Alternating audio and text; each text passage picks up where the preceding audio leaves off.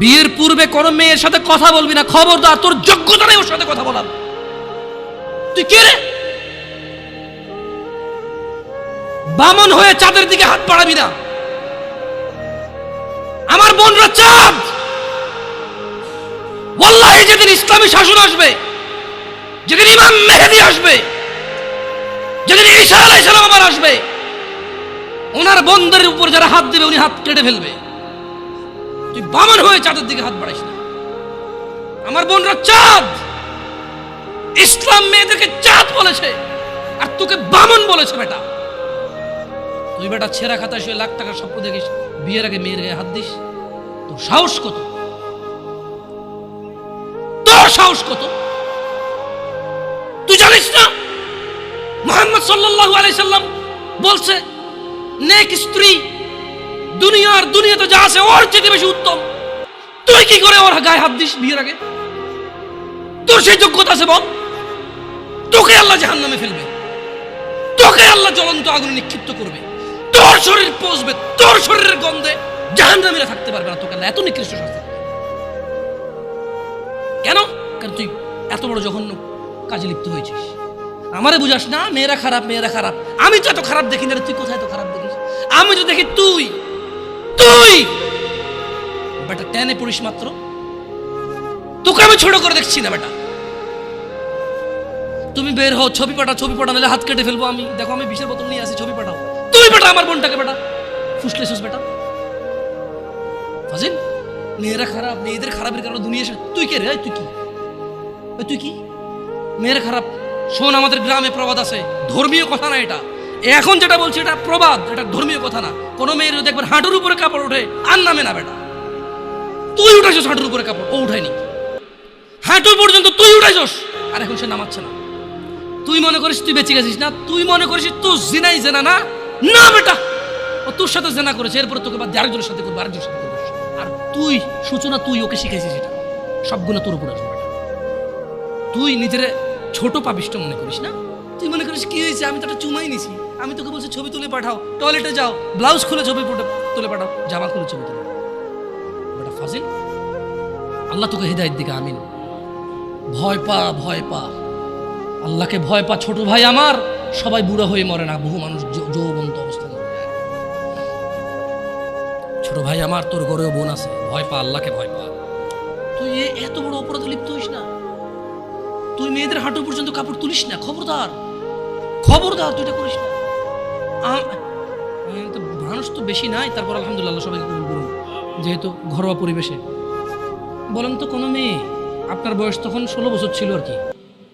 আচ্ছা যান, কোনো একটা 14 থেকে 18 বছরের মেয়ে আপনাকে বলছে চলো আমরা একসাথে থাকি, বলেন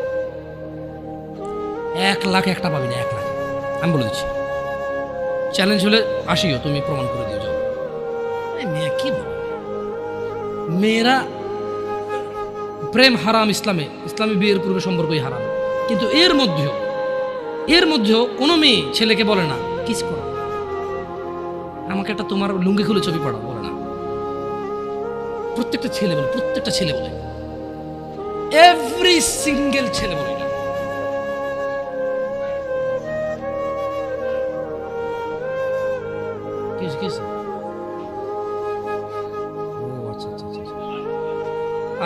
ঠিক আছে, বন্ধ করো। জানা না, মানুষকে কষ্ট দিন না, জানা বন্ধ করে দিন।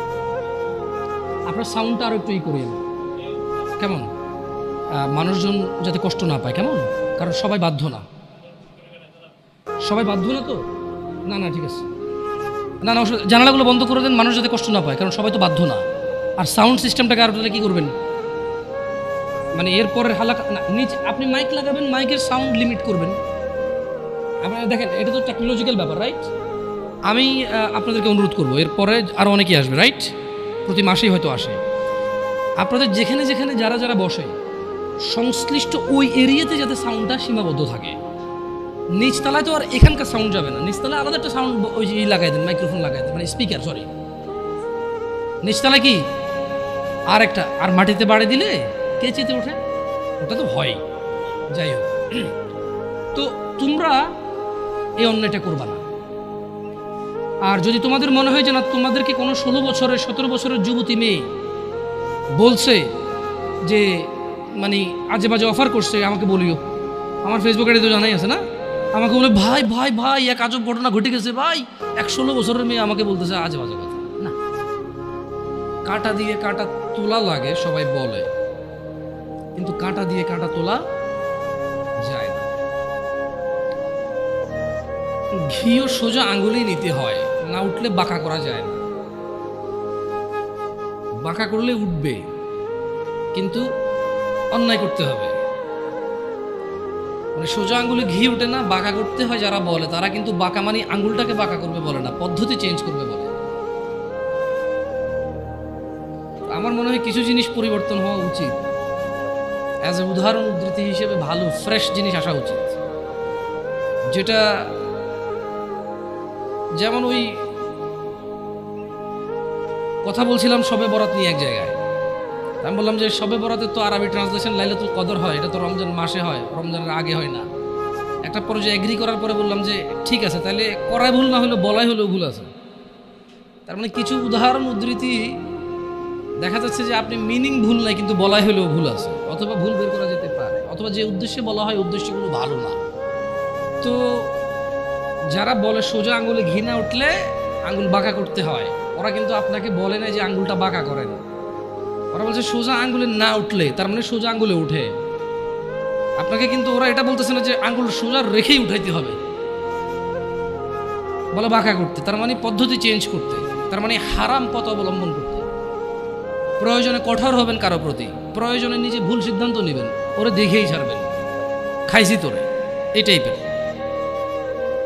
আবার কাঁটা দিয়ে কাঁটা তোলা আসলে যায় না, কাঁটা দিয়ে কাঁটা তোলা যায় না। এটা মানে কি একজন লোক খারাপ, আপনি তারা পারতেছেন না, এবার আর খারাপের হায়ার করছেন যে ঠিক আছে তুই তারা বুঝা, আমি তো পারতেছি না, এবার ওই বুঝাই দেবে, ঠান্ডা করে দেবে। তো এটা কেন বলছি উদাহরণ, এটা রিলেভেন্ট মানে আমাকে নিয়ে আসছে আধুনিক সমাজে যুব সমস্যার সমাধান নিয়ে কথা বলতে। আমি নিজে যেমন ইয়াং, মানে কাঁটা দিয়ে কাঁটা তোলার মতো অবস্থা হয়ে গেছে, কি সম্ভব নাকি? মানে এরকম তো ওহি আসে নাই আমার জন্য যে এরপর আর আমার ভুল হচ্ছে না। আল্লাহ আশ্রয় দিক ভুল থেকে, চেষ্টা করবো সবাই আমরা ইনশাআল্লাহ। তো যখন আসলে যুবকদেরকে নিয়ে কথা বলতে চাই বলি, কারণ আমি ইয়াং, আমি আমার ভাই ব্রাদার নিয়ে কথা বলবো, খুব স্বাভাবিক। আমি আমার ভাই এবং বোনদের বুঝি, হয়তো অতটা না, অল্প কিছু কিছু, সব না। তো এটা অনেকেই বোঝে, হয়তো আমাকে আল্লাহ বলার তৌফিক দিছে, আপনাকে আল্লাহ বলার শোনার তৌফিক দিছে, এটা আমাদের মধ্যে ম্যাচ করছে। তাহলে জানে না এরকম মানুষ কিন্তু কম, সমাজে জানে না এমন মানুষ কম, আর মানে এমন মানুষও কম। একটা জায়গায় সিমিলারিটি আছে, জানে না এমন মানুষও কম, আবার মানে এমন মানুষও কম। তার মানে অধিকাংশ মানুষ জানলেও মানে না। আমি মানে বর্তমান যুবকদের যে প্রবলেমগুলো, এগুলো শুধু যুবকদের ইস্যু না, এগুলো এখন বড়দের ইস্যু। আপনি জানা বলেন, নেশা বলেন, এক লোক 20 বছর বয়সে সিগারেট খায়, সে 50 বছরও খায়। তো এটা আসলে কি যুবকের সমস্যা বলবেন না বৃদ্ধের সমস্যা বলবেন? It's a human problem actually. এটা মানুষের সমস্যা। ওর লোক, ওর চরিত্রেরই প্রবলেম। ওর এবারে জোয়ান চরিত্র আর বুড়া চরিত্র বলে কোনো কথা নেই জায়গায়।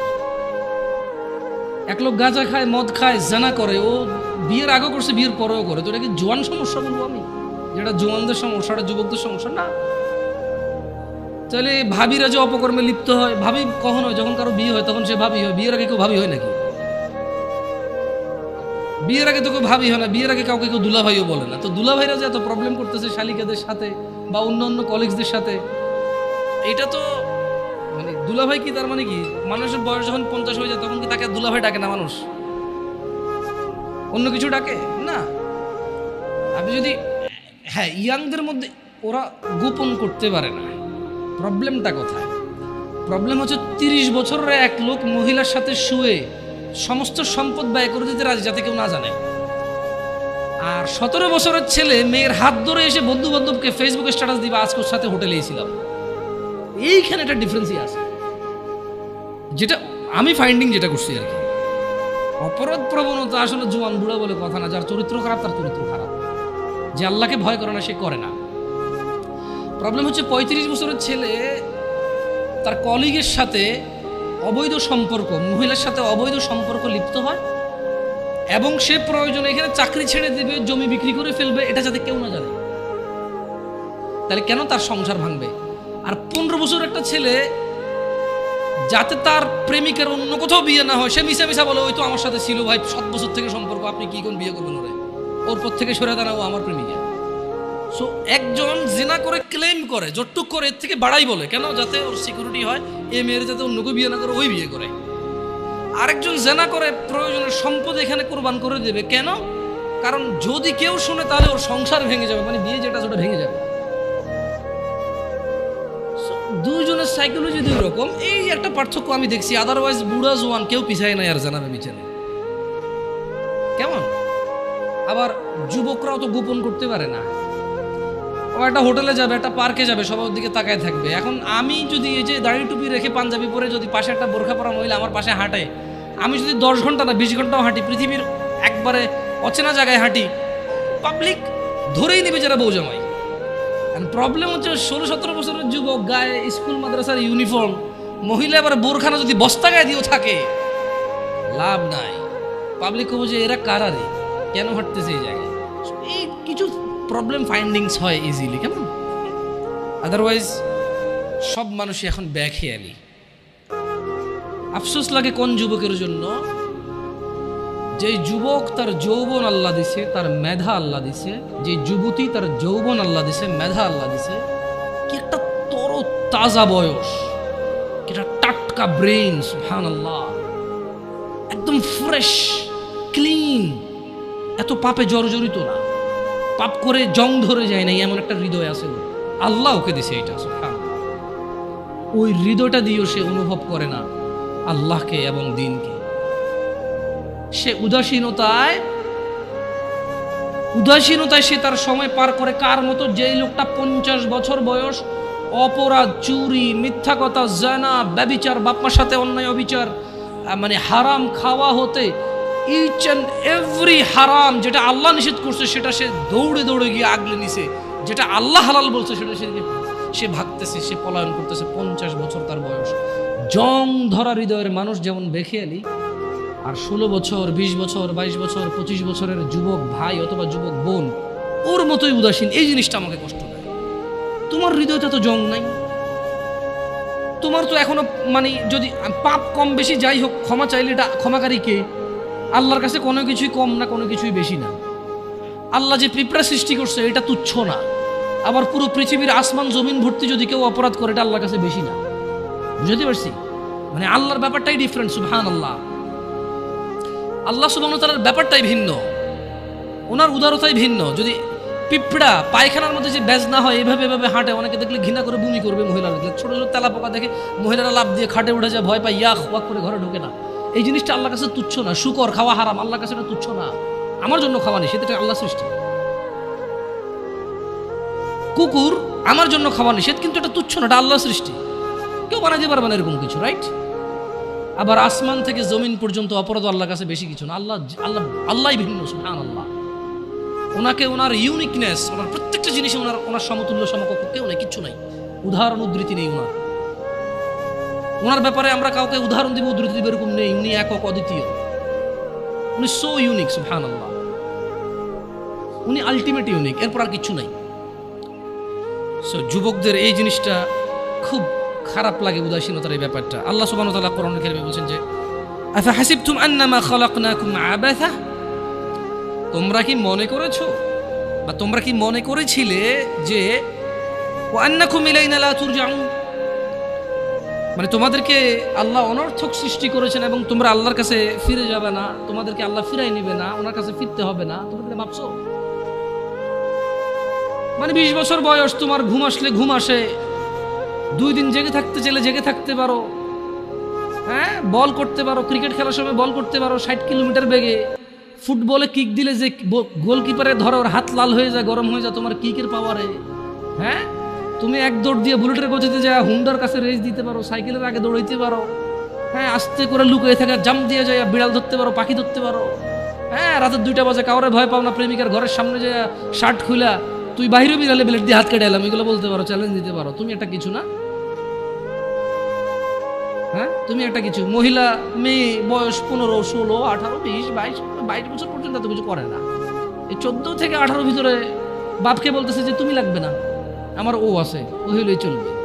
কত মানুষ গরিব আছে না, কি হয়েছে, নানা ধরনের উদাহরণ উদ্ধৃতি, মন যা চায় তা বলতে পারে।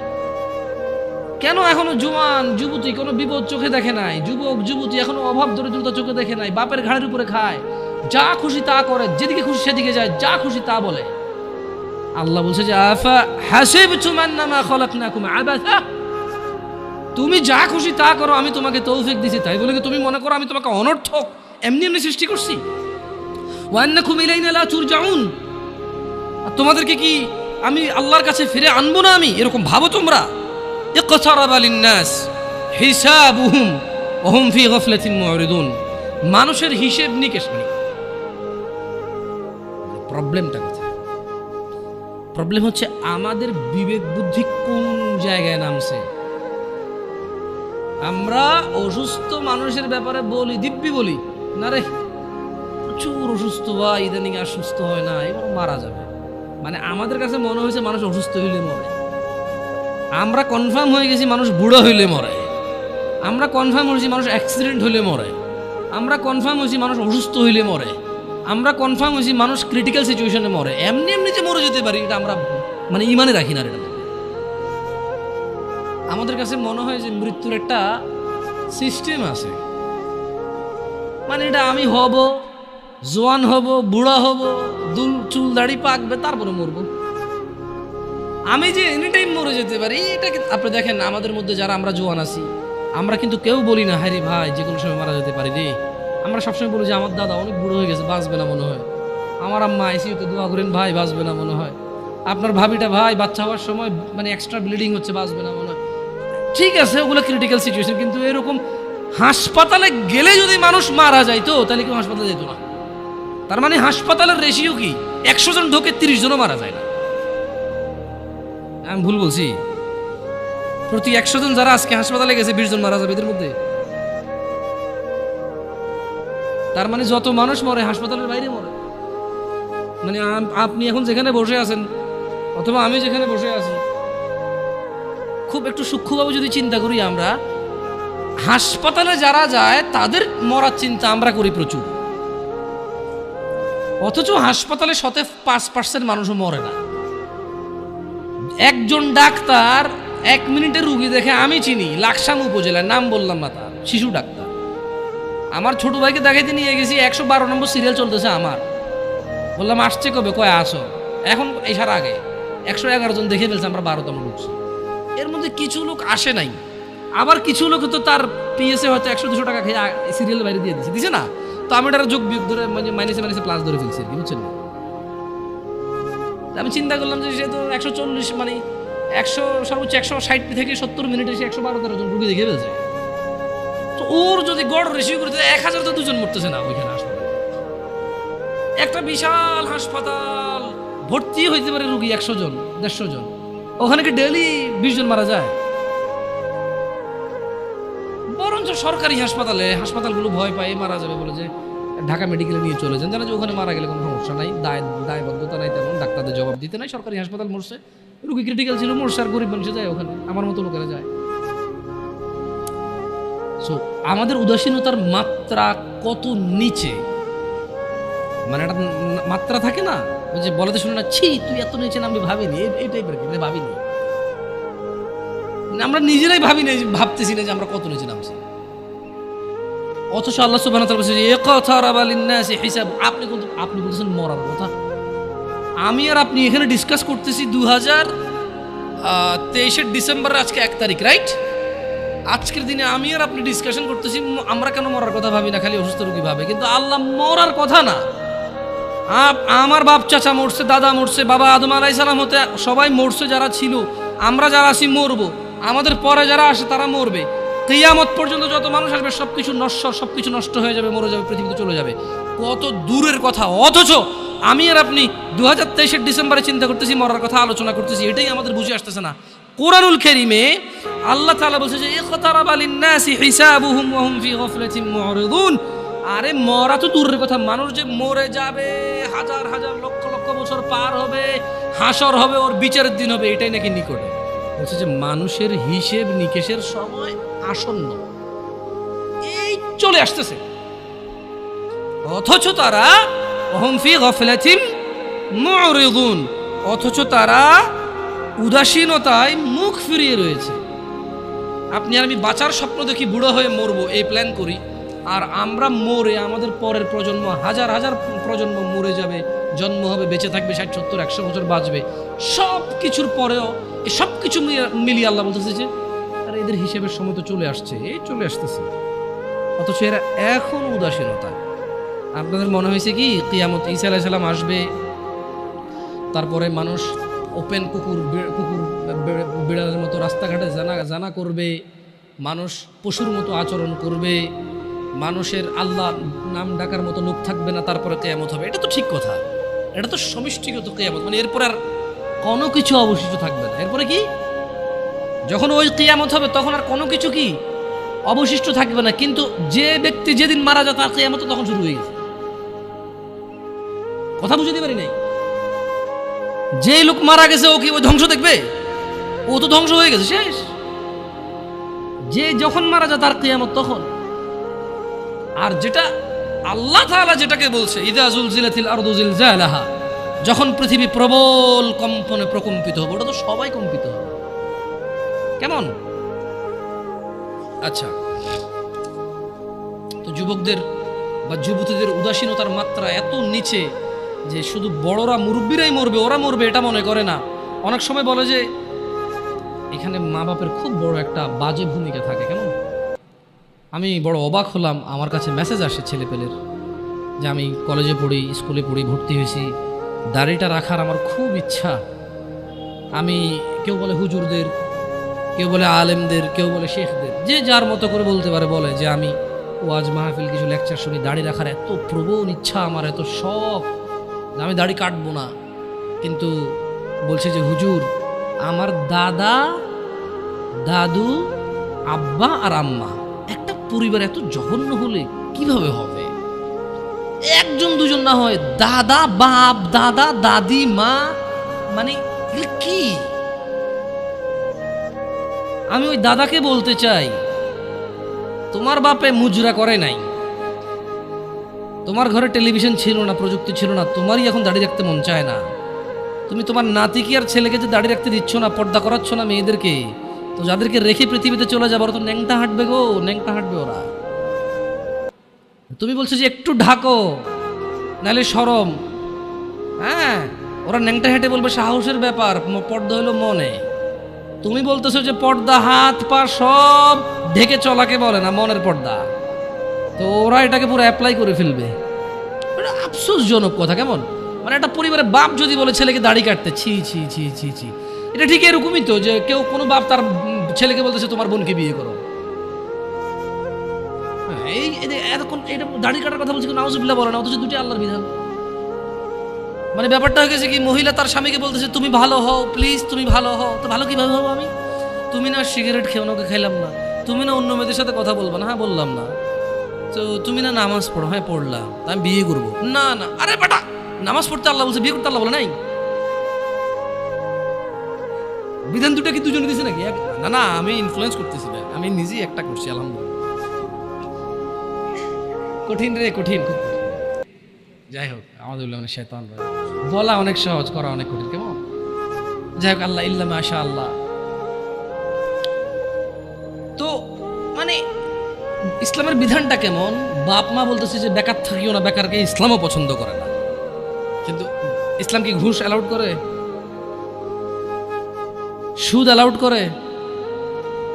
হারাম সিগারেট বিক্রি করার কোম্পানিতে কাজ করা ইনকামকে অ্যালাউড করে? সুদি ব্যাংকে চাকরি করে টাকাকে ইসলাম অ্যালাউ করে? মা বাপ বলে যে বেকার থাকিও না, ইসলাম পছন্দ করে, মুসলিমরা বেকার থাকতে নাই। কিন্তু এই মা বাপই টাকা ইনকাম হলে আবার ওই যে ইসলামের দোহাই দিয়ে ওকে চাকরি করতে বলে, ওই ইসলামের দোহাই দিয়ে আর উপার্জনটা হালাল নাকি হারাম এটার পরামর্শ দেয়। হইলেই হইল ইনকাম। আপনি আরেকটা বিয়ে করবেন, এটা তো অনেক দূরের কথা। আপনি ঘুষ খান, সুদ খান, ডাকাতি করেন, টেন্ডারবাজি করেন, চাঁদাবাজি করেন, দুর্নীতি করেন, আপনার বউ কিচ্ছু বলবেন আপনাকে খারাপ। খালি অপরাধের মধ্যে একটা অন্য মহিলার সাথে কথা বলেন, তারপরে দেখেন আপনার অপরাধ কি। আপনি ঘুষ খান, জুয়া খেলেন, মানে আপনি না, নেশাটাকে ওরা অপরাধ হিসাবে রাখে, কারণ নেশা খায় ঘুষাঘুষি লাগে যায় তো প্রবলেম, আবার টাকা নষ্ট হয় তো, বুঝেন নাই? মহিলা বড় ভিন্ন জিনিস। সুবহানাল্লাহ। আমি মহিলাদের চরিত্রে হতবাক হই, আমি মহিলাদের চরিত্রে হতবাক হই, নির্বাক হই। কিভাবে? যে ও ঘুষ, দুর্নীতি, চাঁদাবাজি, টেন্ডারবাজি, মিথ্যা কথা, মারামারি, কোনো কিছুকে স্বামীর বদনাম মনে করে না। অপরাধের মধ্যে নেশাটা করলে এবং অন্য মহিলার সাথে কথা বললে এই তার আর সহ্য হয়, কারণ এটা তার রিলেটেড। নেশা করলে তার হক নষ্ট হয়, অন্য মহিলার সাথে কথা বললে সে মনে করে তার হক নষ্ট হয়। আরে আপনি বলতেছেন অন্য মহিলা, আপনি আরেক বিয়ে করবেন বললে সে মনে করে তার হক কমে যাচ্ছে। আমি একবার একজনকে বললাম, আমাকে বললো যে না না, আমি আবার মহিলাদের সাথে কথা বলি না, এটা আপনারা চেক করি না, আমার ফেসবুকে মেসেজ দিয়ে চেক করি, আমি রিপ্লাইও দিই না।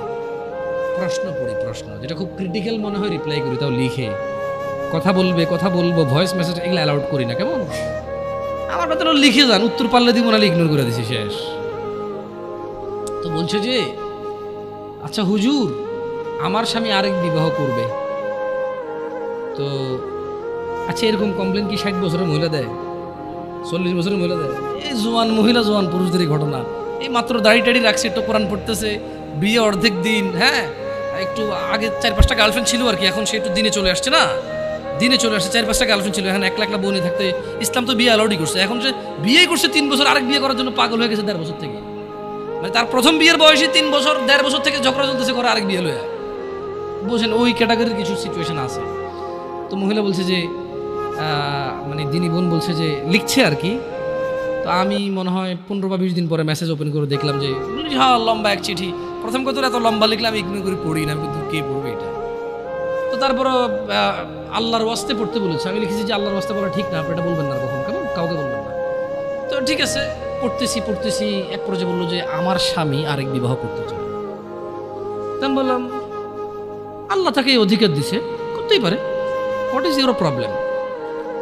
তো সে রিপ্লাই দিল যে না হুজুর, ব্যাপার হচ্ছে আমি এখন একা, আমারই হক ঠিকভাবে আদায় করতে পারে না, সে যদি আরেক বিবাহ করে তাহলে আমার হক কি কমে যাবে না?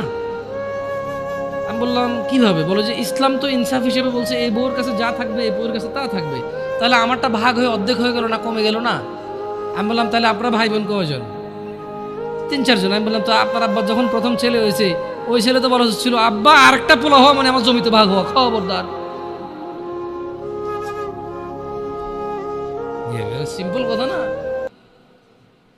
স্বামী যখন 2 বিয়ে করে বউর হক ভাগ হয়ে যায়, অর্ধেক হয়ে যায়, এটা জুলুম। তাহলে কোনো মা বাপের উচিত না একটার বেশি সন্তান নেওয়া, কারণ যত সন্তান তত ভাগ।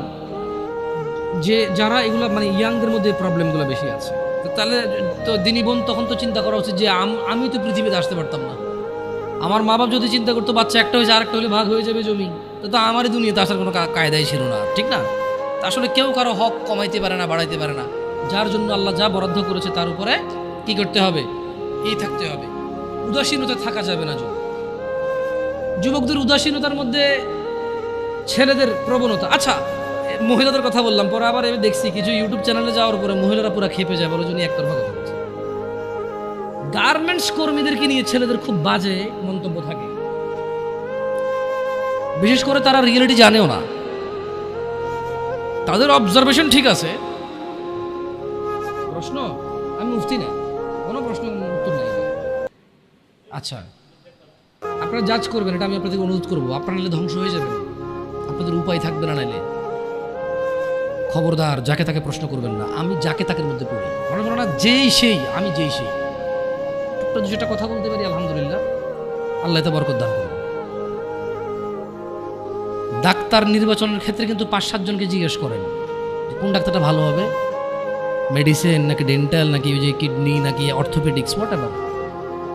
সো মুসলিমদের উচিত প্রশ্ন যখন তার কোন ক্যাটাগরির প্রশ্ন, এই ক্যাটাগরির প্রশ্নের জন্য কোন আলেমটা ভালো হবে, এভারেজ অ্যান্সার নিয়ে। তালাকের প্রশ্ন যাকে তাকে জিজ্ঞেস করিয়ে না, এটা আমি অনুরোধ করবো। আচ্ছা সবাইকে জিজ্ঞেস করেন, আমাকে জিজ্ঞেস করিয়ে না, আমি খুব খুব ক্রিটিক্যাল এইসব অ্যান্সার।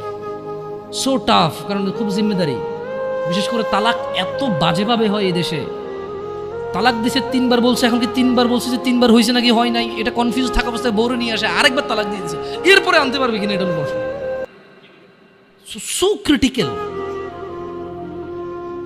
মানে 3বার তালাক দিয়েছে, বউ জামাই আলাদা হয়ে গেছে, এখন পোলা পানে কান্দে, বাড়িওয়ালা মিলা গ্রামে মিলাই দিয়েছে, এরপরে এখন আবার তালাক হয়েছে, এখন আগের বারে যে আসছে ওটা ঠিক আছে কিনা এটা নিয়ে প্রশ্ন। এখন তো তালাক তারা কনফার্ম হয়ে গেছে, বুঝতেছে না, কিন্তু প্রশ্ন হলো যে হুজুর তাহলে আগে যে নিয়ে আসছিলেন ওটা কি গুণ হয়েছে? মানে প্রশ্ন এখন এরকম হয়ে গেছে, বউ জামাই তালাক হয়ে গেছে 5 বছর, যা সেটা বাচ্চা হয়েছে কি মাঝে মধ্যে আসতো। বউ জামাই তালাক হয়েছে 5 বছর, বউরও বিয়ে হয় নাই কোথাও, জামাইও বিয়ে করে নাই, এখন এটা আবার বিয়ে করতে চাচ্ছে, আবার নাকি বিয়ে করবে না। তো তুই বিয়ে করবি কেন? আবার তো বিয়ে থাকার কথা, যদি বিয়ে না থাকে তাহলে তো আর করার শুরু করে। যদি আবার বিয়ে করা যায় তালাক দিয়ে, তাহলে তালাকের মূল্যটা হলো, আমি তালাক দিয়ে দিছি পার্মানেন্ট, তালাকে বায়েন হয়ে গেছে খালাস, এখন আমি আবার বিয়ে করতে পারবো, তাহলে ওই বায়েনের ভ্যালু কি? তাহলে ব্যাপারটা হলো যে বউ বললো যে তুই তোর ঘর করবো না, আমি গেলাম। এরপরে একদিন বলেছে না তোর ঘর করা দরকার, করে আইলো। জামাই গুলো যে তুই আমার ঘর থেকে বেরো, তোর আমি রাখবো না, গেল। এরপর আবার মনে হয়েছে যে না আসা দরকার, আসলো, তো এরকম হয়ে গেল ব্যাপার। তো তালাকে বায়েনের তোর কোন তাহলে ভ্যালু থাকলো না, রাইট? কোয়েশ্চেন যাকে তাকে করবেন না, কেমন?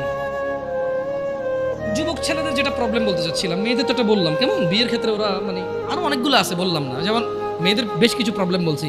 জামাই সুদ খাক, ঘুষ খাক, মিছা কথা, টেন্ডারবাজি, চাঁদাবাজি, রাজনীতি কিন্তু ভালোভাবে কেউ দেখে না, আমিও দেখি না, সরি, তো রেকর্ডিং করে কিছু করার নাই, আমি পার্সোনালি এখন ভালোভাবে দেখি না।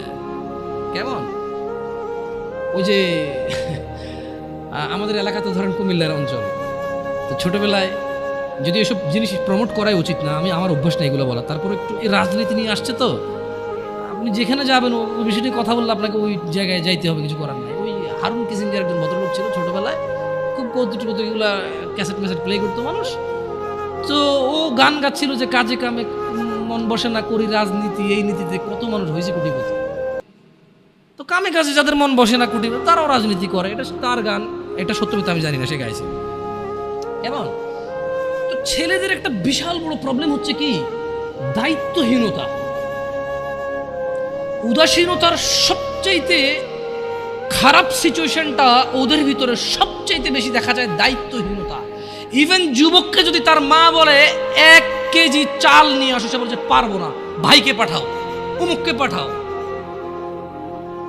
আমি সর্বনিম্নটা দিয়ে বললাম আপনাকে, শহরে তো আপনারা অনলাইনে অর্ডার করেন, এই করেন সেই করেন, গ্রামের কথা বললাম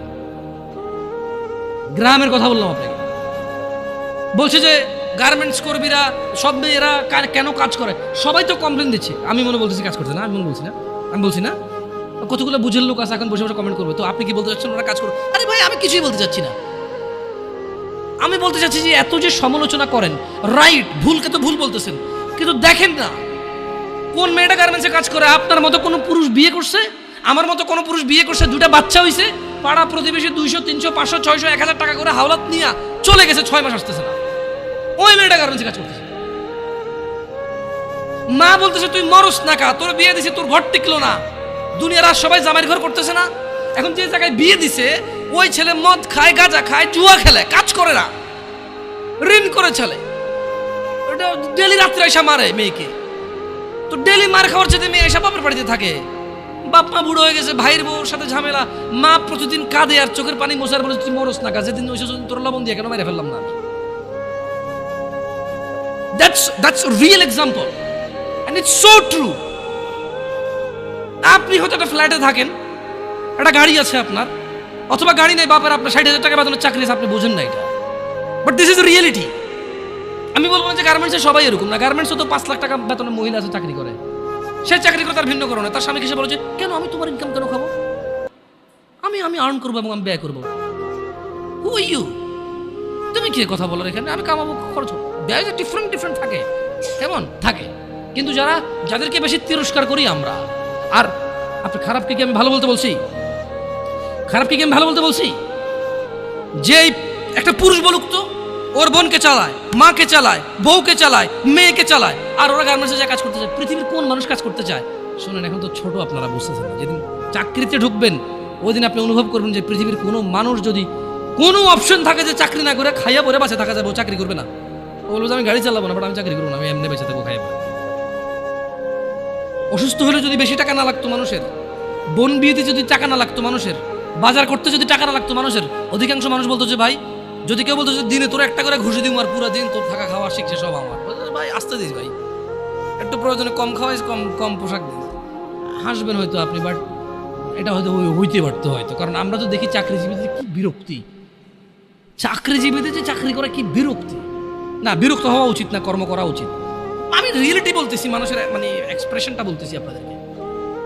তো ছেলেদের উদাসীনতা না হলে মেয়েরা কেন মানে আপনি একদিকে বলতেছেন যে এটা, আরেকদিকে দোষটা কার? দোষটা কি ওই মেয়ের যে কাজ করে? না, ওরও আছে। কিন্তু আসলে কত নিরুপায় মানুষ আছে, আপনি কথা না বললে বুঝবেন না ভাই, বিশ্বাস করেন, কথা না বললে বুঝবেন না। ও হয়তো ও আল্লাহকে ভয় করলে আল্লাহর জন্য ভালো রাস্তা দিত, ও তো আল্লাহকে ভয় করে না, জানা ব্যভিচার, মানে গার্মেন্টসে যাওয়ার আগেও তো খুব একটা ভালো চলাফেরা করছে তা না। আপনি গার্মেন্টস কেন বলবেন? আপনি ধরেন না একবারে কোনো বড় কোনো একবারে ধরেন কিছু একটা বিশাল আয়োজন, ওটাই হোক না হোয়াট এভার, কিন্তু বাপরে এরা জানি আবার টাইটেল জানে যে নারী কি উন্নয়নে বাধা দিচ্ছি আমি। না না না না, ওগুলো বলতেছি না, আমি নারীদের পক্ষে বলতেছি যে বোন, তোমার কষ্ট আমি অনুধাবন করতেছি, আমি তোমার কষ্ট অনুধাবন করি যে তুমি কোন দুঃখে তুমি 12,000 টাকার জন্য রাস্তায় নেমে তুমি আন্দোলন করো। কারণ তোমার ঘরে থাকা স্বামীটা এতটাই অযোগ্য, তোমার ঘরে থাকা ভাইটা এতটাই বেখেয়ালি, এতটাই উদাসীন যে তোমার 4,000 টাকা পুরো মাসে তোমার পিছনে খরচ হবে না, সেটা তোমার ভরণ পোষণ নিতে পারে না। সে 8 ঘন্টার জায়গায় 10 ঘন্টা কাজ করতে রাজি নাই, সে দিনে 7 দিন কাজ করতে রাজি নাই। তার বন্ধু বান্ধব লাগবে, তার আড্ডা লাগবে, তার সিগারেট লাগবে, তার মদ লাগবে, তার জুয়া লাগবে, তার ছক্কা লাগবে, তার ক্রিকেট লাগবে, তার ফুটবল লাগবে। এই সবের পিছনে যতটুকু সময় ব্যয় করে, যে কোনো একটা কিছু বাদ দিলে, যারা সিগারেট ধূম পায় তারা শুধু সিগারেটের টাকা দিয়ে বোন চালাইতে পারে। এমন বহু যুবক, এমন বহু পুরুষ আছে যারা সিগারেট খায় মাসে 3,000 4,000 টাকার, তাদের বোনরা গার্মেন্টসে কাজ করে। যদি বলে যে আমি সিগারেটটা খাওয়া বাদ দিয়ে দিচ্ছি, ওর বোন আর গার্মেন্টসে কাজ করা লাগে না। সো কোথাও না কোথাও আমাদের পুরুষদের ব্যাখিয়ালি আছে, খামখেয়ালি আছে। আমাদের উদাসীনতা এবং আমাদের দায়িত্বহীনতাই মূল আমাদের দায়িত্বহীনতা হচ্ছে মূল কাজ। আমার মেয়ে, আমার বোন, আমার স্ত্রী, আমার মা, ওরা বের হয়, আমার অজান্তে বের হয় না, আমি ওদেরকে বাধ্য করেছি, দোষটা আমাদের উপরে আসবে। এমনি তো আল্লাহ নবী সাল্লাল্লাহু আলাইহি ওয়াসাল্লাম বলে নাই যে দাইয়ুস জান্নাতে যাবে না, দাইয়ুস জান্নাতে যাবে না। কেন যাবে না? আজকে আপনি গার্মেন্টসের দোষ দিয়ে লাভ আছে? আজকে আপনি ওই ইট ভাঙার কি ব্রিক ফিল্ডে দোষ দিয়ে লাভ আছে? না, দাইয়ুস জান্নাতে যাবে না। মনে রাখবেন, যুবক অবস্থায় এই জিনিসগুলো নলেজ রাখা ভালো, বিয়ে শাদীর আগে। কোন মহিলা যদি বেপরদার কারণে জাহান্নামে যায়, শুধু ও যাবে না, ওর সাথে কেউ না কেউ রিলেটেড থাকবে পুরুষ। কুড বি ফাদার, বাপ হইতে পারে, বড় ভাই হইতে পারে, তারপর হচ্ছে স্বামী হতে পারে। যদি ওর জাহান্নামে যাওয়ার রিজনই হয় বেপরদা, খোলামেলা চলাফেরা, মানুষ হাজার রিজনে জাহান্নামে যেতে পারে। আল্লাহ সবাইকে ক্ষমা করুন এবং হিদায়াত দান করুন, আমিন। হাজারটা রিজন আছে জাহান্নামে যাওয়ার, কিন্তু যদি কোনো মহিলা, এমন মহিলা যার বড় ভাই আছে, যার বাপ আছে, যার স্বামী আছে, আর ওদের থাকা অবস্থায় তার এমন একটা অন্যায়ের কারণে তার জাহান্নাম হয়েছে, যে অন্যায়টা হচ্ছে তার কি খোলামেলা চলাফেরা, তার জানাবা বিচারের চলাফেরা, তার বেপরদা অশ্লীল চলাফেরা, তাহলে ওই মহিলা একা জাহান্নামে যাবে না, সঙ্গে কাউকে নিয়ে যাবে। এবার যে লোকটা সংশ্লিষ্ট সময়ে দায়িত্ববান ছিল সে যাবে সঙ্গে। এটা খুব সিম্পল লজিক, কিন্তু কান টানলে কি আসে? ওই মহিলা যদি সংশ্লিষ্ট রিজনে যদি জাহান্নামে যায়, সংশ্লিষ্ট সময়ে যে দায়িত্ববান পুরুষ তার অভিভাবকত্বের মধ্যে ছিল, যার উচিত ছিল তার জন্য সামর্থ্য অনুযায়ী জামা কাপড় কিনা সুন্দর দেখে, সামর্থ্য অনুযায়ী খাবার দাবার ব্যবস্থা করা, তার আর অর্থনৈতিক অবস্থার উপরে ডিপেন্ড করে, সামর্থ্য অনুযায়ী ওর কমফোর্ট জোনে রাখা হবে, সামর্থ্য অনুযায়ী যতটুকু আছে উজাড় করে দেওয়া ওর পিছনে, সংশ্লিষ্ট ব্যক্তিটার জন্য দায়ী থাকবে। যদিও ভিন্ন কারণ, এখন টাকা পয়সাই হয়েছে, বিষয়ের জন্য খেয়াল রাখে না, গাড়ি টাড়ি কিনে দিছে, ছোট ছোট জামা কাপড় কিনে দিছে, এগুলো পরে ঘোরে, এটা ভিন্ন কথা। তবে আমি ছিলাম যারা কর্মজীবী, যারা নিম্ন কর্মজীবী, তাদের কথা বলছি। যে কোনো অপরাধকে যুবকদের এখন একটা প্রবলেম হচ্ছে, যেটা বুড়োদের মধ্যে ছিল না। বুড়োদের একটা সমস্যা কি, মানে এমনভাবে কথা কয় না, বুড়ো বলবো না, বয়স্কদের, সরি, আমার ভাষার কারণে কথা কিন্তু মিনিং চেঞ্জ হয়ে যায়, বুঝছেন? আর এটা আমার ওইভাবে নিয়েও যাবে না, আমি খারাপ উদ্দেশ্য নিয়ে বলতেছিলাম। মানে যারা বয়স্ক বৃদ্ধ তারা দেখবেন যে কিছু হলে বলে যে আমগো যুগে এগুলো ছিল না ভাই, কি যুগ আইলো, রাইট? এটার কথা বলে মানে উনি যেভাবে বলতেছে মনে হয় যেন ওনার চোখে কোনো মা বাপের পোলা পায়নি, ধাক্কায় নাই, মনে হয় যেন কোনো ভাই ভাই মারামারি করে মাথা ফাটায় মারা যায় নাই, মনে হয় যেন ভাই আর ভাবির কেলেঙ্কারিতে পরে বিয়ে ভাঙি আবার নতুন করে বিয়ে দেয় নাই, মনে হয় যেন মামু আর ভাগিনা ধরা পড়ে নাই। এটা এমন ভাবে বলে কিনা এগুলো একটা কথা বয়স্করা বলে। আর জোয়ানরা একটা বিশাল বড় প্রবলেম, যে কোনো প্রবলেমকে সলভ করে ভাই ডিজিটালাইজেশন ভাই, যোগ বুঝছেন, স্পিড, হ্যাঁ গতি ভাই, গতি আলাদা, আপনি বুঝবেন না ভাই, এখন এটাই ট্রেন্ড, এখন চলেই এমতে। হ্যাঁ মানে জোয়ানদের কথা হচ্ছে ভাই এটা আপনি বুঝবেন, এখন চলেই এমনি ভাই, ধর ভাই আপনি ভাই আগের কথা কয়ে লাভ আছে ভাই। হ্যাঁ আপনি ওরা যাই বলেন আপনি বলবো যে আগের কথা কয়ে লাভ আছে। আর বয়স্ক লোক যে অপরাধী দেখে এমন একটা ভাব করে আমার আগে ছিল না, ছিল বাট প্রচার কম হয়েছে, প্রচার কম হয়েছে। আচ্ছা অবশ্য যে কোনো অপরাধ প্রচার হয়ে গেলে অপরাধ বড় অপরাধ, এটাই বাস্তব কথা। দেখেন আউযু বিল্লাহি মিনাশ শাইতানির রাজিম, যে কোনো অপরাধকে আধুনিকতার কথা বলে সে মানে ই করা যাবে না, ইগনোর করা যাবে না। কেন? বালিল ইনসানু আলা নাফসিহি বাসীরা, আল্লাহ সুবহানাহু ওয়া তাআলা বলছে যে বরং মানুষ নানা অজুহাতের অবতারণা করে। কেমন? ওয়ালাউ আলকা, সরি, বালিল ইনসানু আলা নাফসিহি বাসীরা, বরং মানুষ নিজের সম্পর্কে সে নিজেই সম্যক অবগত। কেমন? ওয়ালাউ আলকা মাআযীরা, ওয়ালাউ আলকা মাআযীরা, যদিও সে নানা অজুহাতের অবতারণা করে। এখন মুরব্বীর অজুহাত হচ্ছে যে কি যুগ আইছে, আর জোয়ানের অজুহাত হচ্ছে যে ভাই যুগ আগেরটা নাই, এখন আগের যুগ বাগে গেছে। জোয়ানের যে কোনো প্রবলেম ও বলে আগের যুগ বাগে খাইছে, আর মুরব্বীর যে কোনো প্রবলেম ও বলে যে আরে কি যৌবন আইলো। কিন্তু ওই অপরাধ কিন্তু ওনার ছেলেই লিখত, ওনার নাতেই লিখত। আপনি গ্রাম অঞ্চলে, শহরে তো আসলে ওইটা নাই বলে লাভ নাই। গ্রামে তো মনে করেন সবার ঘরে টিভি আছে, কিন্তু আবার ওই যে প্রত্যেকটা দোকানের মোড়ে মোড়ে একটা করে দোকান আছে, চা, বেশ কিছু দোকান আছে যেখানে চা পরোটা, আর বিশেষ করে সারাদিন 24 ঘন্টা চাটাই চলে ননস্টপ। আর সকালে পরোটা বানায়, বিকেলে পুরি বা কেউ সিঙ্গারা বানায়, আর ডিফারেন্ট কেউ সেমাই রান্না করে, কেউ সুজি পায়েস, মানে কেউ হালুয়া বানায়, এইভাবে এটা দিয়ে চলে। ওই দোকানগুলোতে টেলিভিশনে সারাদিন যেই যুগে যেই গান বাজনা সিনেমা ছিল ওই যুগে ওইটাই চালাইছে, ওরা পিছাই নেই। যদি বাংলাদেশ সরকার মানে আমাকে কখনো প্রশ্ন করে যে কারা ডিজিটালাইজেশনের সর্বোত্তম ব্যবহার করছে মানে সবার আগে এবং পুঙ্খানুপুঙ্খ, আমি বলবো যে গ্রামের চা দোকানগুলো।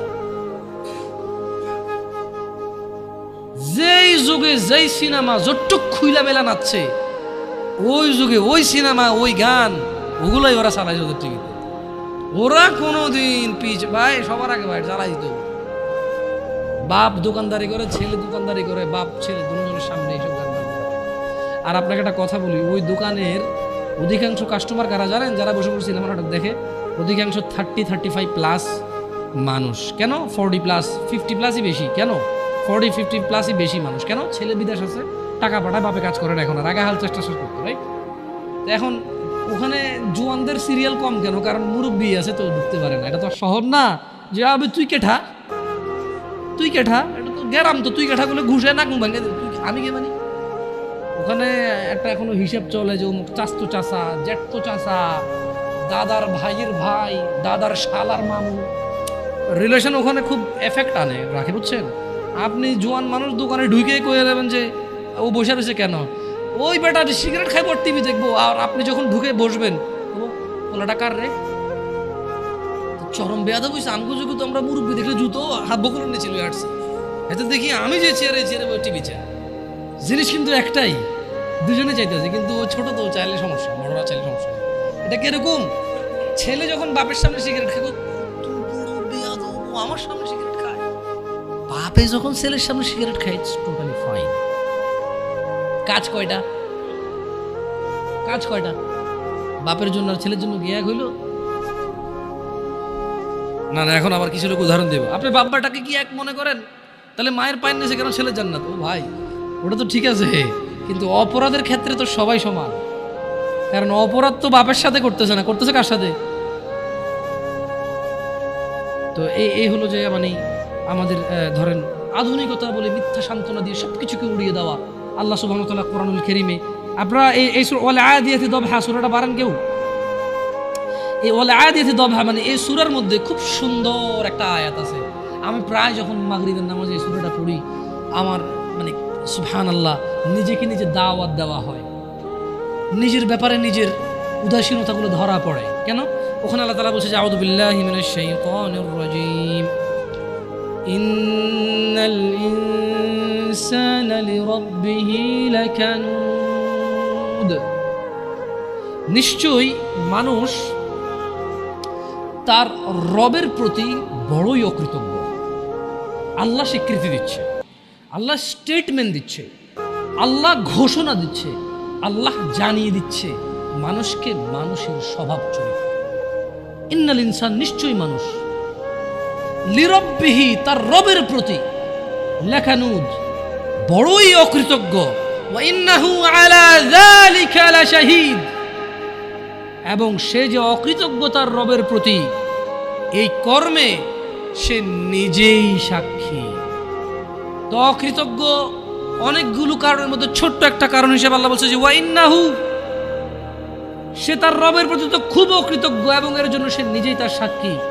সে অকৃতজ্ঞ তো পরে করে, ওয়া ইন্নাহু, আর সে ওয়া ইন্নাহু লিহুব্বিল খায়রি লাশাদীদ, আর ধন সম্পদের প্রতি অবশ্যই সে খুব আসক্ত। আফালা ইয়ালাম, সে কি জানে না? ইযা বু'সিরা মা ফিল কুবুর, যখন কবরে যা কিছু আছে সেগুলোকে উত্থিত করা হবে, উত্থান করা হবে, উপস্থিত করা হবে। ইন্নাল ইনসানা লিরাব্বিহি লাকানুদ, নিশ্চয়ই মানুষ তার রবের প্রতি অকৃতজ্ঞ। মহিলা এবং পুরুষ উভয়কে এখানে বলছে ওয়া ইন্নাহু আলা যালিকা লাশাহীদ, আর নিশ্চয়ই এই কাজে সে নিজেই সাক্ষী। ওয়া ইন্নাহু লিহুব্বিল খায়রি লাশাদীদ, ধন সম্পদ জমিয়ে রাখতে সে খুবই আসক্ত, খুবই আসক্ত। সে কি জানে না? আফালা ইয়ালাম, সে কি জানে না? ইযা বু'সিরা মা ফিল কুবুর, যখন কবরের ভিতরে যা আছে তা উত্থিত করা হবে, এটা কি সে জানে না? আমরা কি জানি না আমরা মরবো? বাট আমরা তো তখন জানি না। যখন আমরা ধন সম্পদে খুব আসক্ত হয়ে যাই, যখন আমরা ছেলে সন্তানে খুব আসক্ত হয়ে যাই, তখন তো আমরা এটা মাথায় রাখি না। হারাম হালাল, আল্লাহ এবং মানুষের, আমার কাজ আর আল্লাহর কাজ, তখন তো আমরা ইম্পর্টেন্সটা দিতে পারি না। সত্য থেকে বিমুখ হওয়া অন্যতম একটি কারণ যুবকদেরকে বেখেয়ালি করে রেখেছে। আল্লাহ তাআলা কোরআনুল কারীমে বলছেন ওয়ামান আযলামু মিম্মান যুক্কিরা বিআয়াতি রাব্বিহ, আর তার চেয়ে অধিক জালেম কে হতে পারে? আর তার চেয়ে অধিক জালেম কে হতে পারে? বিআয়াতি রাব্বিহ, যাকে তার রবের আয়াত সমূহ সম্পর্কে স্মরণ করিয়ে দেওয়া হয়েছে। ফাআরাদা আনহা ওয়া নাসিয়া মা কদ্দামাত ইয়াদাহ, অতঃপর সে তা থেকে মুখ ফিরিয়ে নিয়েছে, বিমুখ হয়েছে এবং সে ভুলে গিয়েছে। ইন্না জাআলনা আলা কুলুবিহিম আকিন্নাহ আন ইয়াফকাহুহু ওয়া ফি আযানিহিম ওয়াকরাহ ওয়া ইন তাদউহুম ইলাল হুদা ফালান ইয়াহতাদু ইযান আবাদা। আর তার চেয়ে অধিক জালেম কে হতে পারে? যাকে তার রবের আয়াত সমূহ সম্পর্কে স্মরণ করিয়ে দেওয়া হয়েছে, অতঃপর সে তা থেকে মুখ ফিরিয়ে নিয়েছে এবং সে ভুলে গিয়েছে, তার দু হাত পেশ করেছে। নিশ্চয়ই আমরা, আল্লাহ বলছেন, তাদের অন্তরের উপর আবরণ দিয়েছি যেন তারা কোরআন বুঝতে না পারে, এবং তাদের কোনো বধিরতাও, তাদের কানে বধিরতাও এঁটে দিয়েছি। আর আপনি ও মুহাম্মদ সাল্লাল্লাহু আলাইহি সাল্লাম তাদেরকে সৎ পথে ডাকলেও তারা কখনো সৎ পথে আসবে না। তার মানে যখন মানুষ জুলুম করে, জুলমের সর্বোচ্চ পর্যায়ে চলে যায়, তখন তার জন্য দুর্ভাগ্য, আল্লাহ তার হৃদয়কে আবরণ দিয়ে ঢেকে দেয়। খবরদার যুবক ভাইরা আমার, জানা ব্যভিচার, গান বাজনা, নেশা, এটাই তো তোমাদের মূল প্রবলেম এখন। আই ডোন্ট নো, আমি জানি না তোমাকে কিভাবে এটাকে রিমুভ করব। ওয়াল্লাহি আমি কোনো মন্ত্র জানি না, আমি কোনো তন্ত্র জানি না। এই পৃথিবীতে কে এমন মন্ত্র জানে, তন্ত্র জানে, তাও আমি জানি না। আমার কাছে এমন কোনো ঔষধ নেই যেটা জাড়িবুটি বা আধুনিক মেডিকেল সায়েন্সের উন্নতির দ্বারা এমন কিছু আবিষ্কার করেছে যে বড়ি বা ট্যাবলেট তোমাকে আমি দিব বা সিরাপ দিব তোমাকে আমি, তুমি খাবা, জানা, নেশা, এগুলো থেকে তুমি মুক্ত হবা, আমার জানা নাই। তোমাকে একটাই জিনিস, বোন আমার, তোমার বয়স মাত্র 12, কেন তুমি কারো বিছানায় চলে যাচ্ছ? ওয়াই? তুমি দেখো না তোমার বড় বোন প্রেম করেছে 3টা, বিয়ে কারো সাথে হয়নি? শিক্ষা নাও ওখান থেকে। বোন আমার, তুমি দেখো না তোমার বোনের কি প্রবলেম, তার স্বামীটা আরেক মহিলার সাথে সময় কাটায়, তাকে সময় দেয় না। তুমি যে আরেকজন পুরুষের সাথে সময় দিচ্ছ, ওরও তো স্ত্রী আছে। তোমার বোনের ফ্যামিলির প্রবলেম তো তুমি যার সাথে সময় দাও তারও ফ্যামিলির প্রবলেম। যুবক ভাই আমার, তোমার বোনকে নিয়ে আর পারছো না, তুমি তোমার মন চাই তোমার দুলাভাইকে মারতে, বাইন্দা পিটাইতে। কেন? সে তোমার বোনকে কষ্ট দেয়, পরকিয়া করে তোমার বোনের উপর সন্দেহ করে, জুলুম করে। তুমিও তো কারো দুলাভাই, তুমিও তো আরেক মহিলার সাথে সময় কাটাও, তোমার বউকে সময় দাও না, জুলুম করো। তোমার শালারও তো মন চায়, তোমার সম্বন্ধে শ্বশুরও তো মন চায় জামাই বা দুলাভাইয়ের পিটাই ধরে কতক্ষণ। কেন এভাবে বিচার করো না যুবক? বোন আমার, তোমার বয়স মাত্র 14, মাত্র। তুমি এই বয়সে সিগারেট খাওয়া শুরু করে দিছ, আফসোস বোন আমার। আর তুমি তোমার এই নাজুক, এই মহামূল্যবান, ইজ্জতদার তোমার শরীরকে আল্লাহ কত মূল্যায়ন করছে। তুমি জাহান্নামে গেলে তোমার বাপ জাহান্নামে যাবে, ভাবা যায়? মানে তুমি তোমার বাপের কান, তুমি তোমার ভাইয়ের কান, তুমি তোমার স্বামীর কান, ওরা হলো মাথা। আচ্ছা, তুমি হলা মাথা, ওরা হলো কান। তুমি হলা মাথা, ওরা হলো কান। তোমাকে আল্লাহ কত মূল্য দিছে। কারো মাথার মধ্যে যদি কেউ বাড়ি দেও, কি বাঁচবে? বাঁচবে না।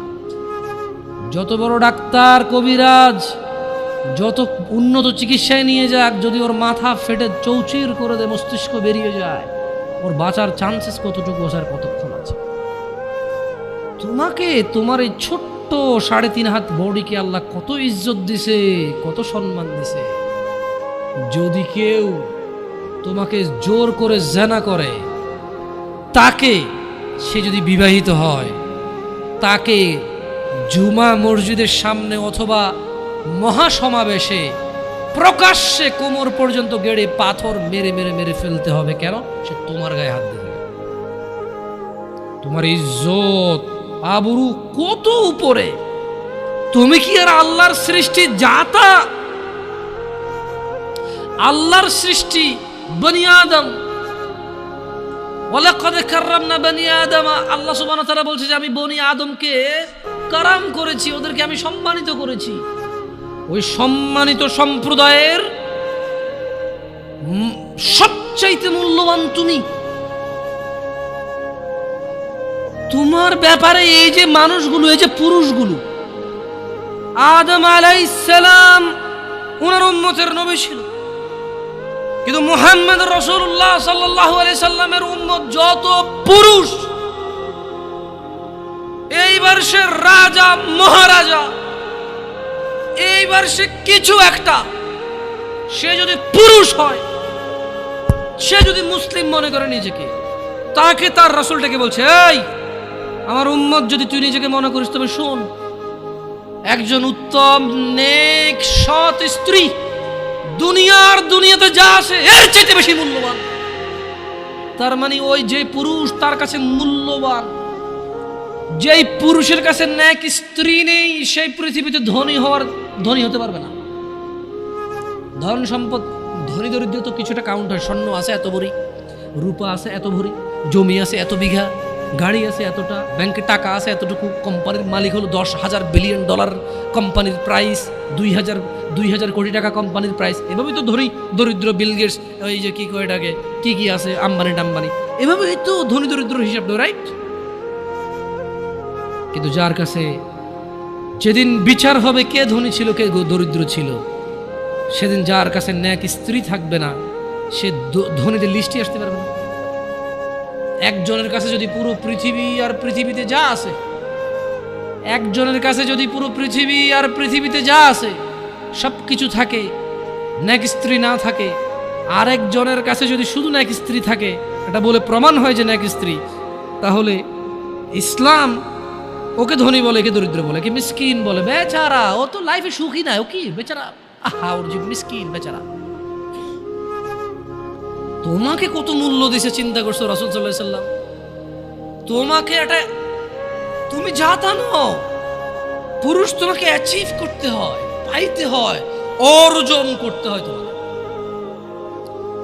যা তা পুরুষ তোমাকে অর্জন করতে পারবে না।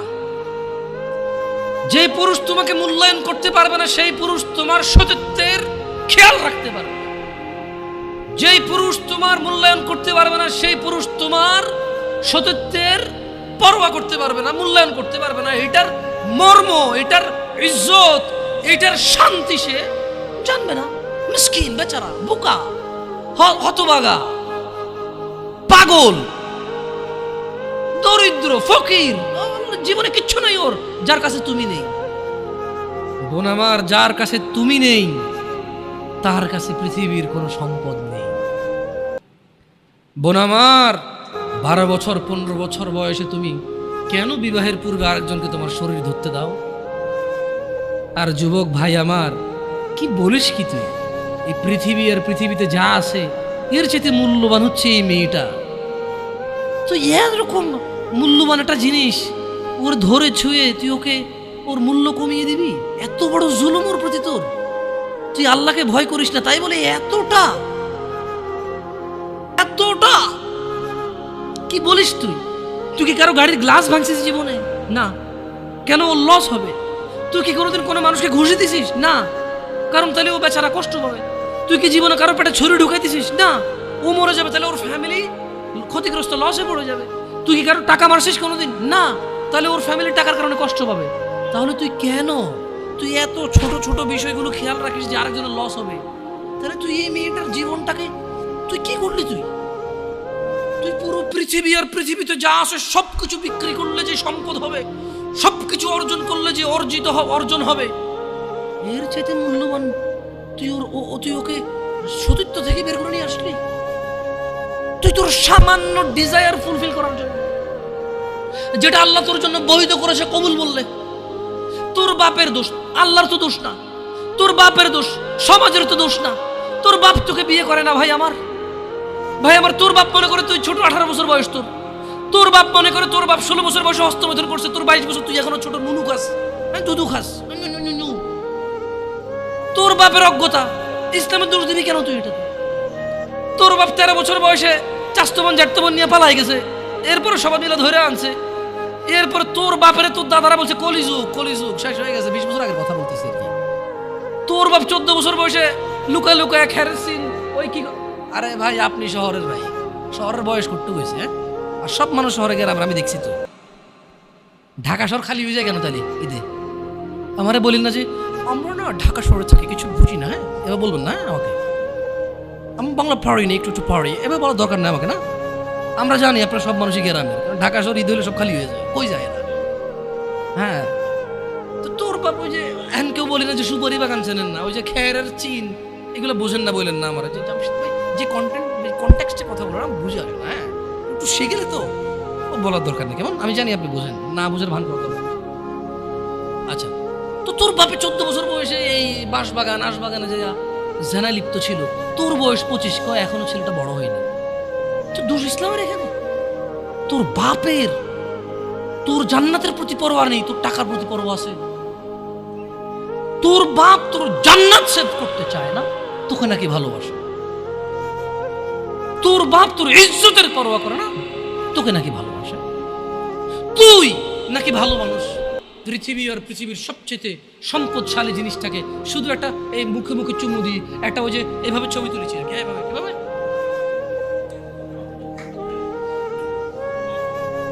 এরপরে ফোল্ডার বানায়, ফোল্ডার লক করে রাখছে যাতে কেউ না জানে। এরপরে ওই মাইয়ের বিয়ে ঠিক হয়ে ধমক দেয়, ছবি পাঠাবো একটা একটা। সামান্য ডিজায়ার যেটা তোর হালাল ভাবে আল্লাহ দিয়েছে, একটু সবর কর, একটু সবর কর। তুই ক্লাস 5-এ পড়তেছিস, 6-এর জন্য ওয়েট করতেছিস না?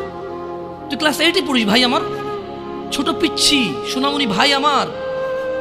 তোকে আমি আমার মাথায় রাখি, তুই বলছিস রাগ করিস না। তুই বললে আমি না অত তো সিনেমা নাটক দেখি না, তোরাই কস, তুই বললে আপন, তাই তোরা আপন করে বলতেছি। আবার কইস না হুজুরের ব্যবহার খারাপ। উনি তুই করে কেন বল, উনি এভাবে কেন কথা বলেন, নিজেকে কি মনে করে? না, তোরাই ডায়লগ দিস, আসলে তুই বললে আপন মনে হয়। আমি এই জন্য ভাই, তোরা আমার কইছিস তুই বললে আপন, আমি তুই করি। আমি তো সৌদি আরব বড় হয়েছি, আমি তো দেশে বড় হই নাই। আমি আসার পর সব ডায়লগ দিছি, আসলে আপন জনকে তুই বলে, হ্যাঁ তুই বললে আপন মনে হয়। আমি তোরা আপন মনে করি, কারণ ইন্নামাল মুমিনুনা ইখওয়া। 1450 বছর আগে আল্লাহ আমার কাছে তুই আমার ভাই। কত আপন তুই চিন্তা কর, তোরা তুই গুমরা কারে গুমরে ভাই আমার। তুই আমার আচরণে যাইস না, হ্যাঁ তুই আমার কত পুরনো ভাই তুই জানিস। আমার মায়ের পেটের ভাইটা আমি যেদিন জন্ম হয়েছি বুঝতে পারছি, সেদিন আমাকে আমার বাপ মা, আমার পরিবেশ বলছো আমার মায়ের পেটের ভাই। কিন্তু অ্যাজ এ মুসলিম তুই আমার ভাই। 1450 বছর আগে এটা ঘোষণা হয়ে গেছে পৃথিবীতে। তোকে যদি আমি তুই না বলি, আদর করে না বলি, আপন না মনে করি, কাকে মনে করবো রে? তুই তো আমার তুই তো আমার আপন। এমন করিস না ভাই আমার। তোর বয়স সবে 14 বছর। একটু অপেক্ষা কর, একটু অপেক্ষা কর। তোর বাপ বিয়ে করেছে, তুই পৃথিবীতে আসছিস। তুই এমনি এমনি আসিস নি, তুইও বিয়ে করবি, তুইও পৃথিবীর সমস্ত সুখ পাবি ইনশাআল্লাহ।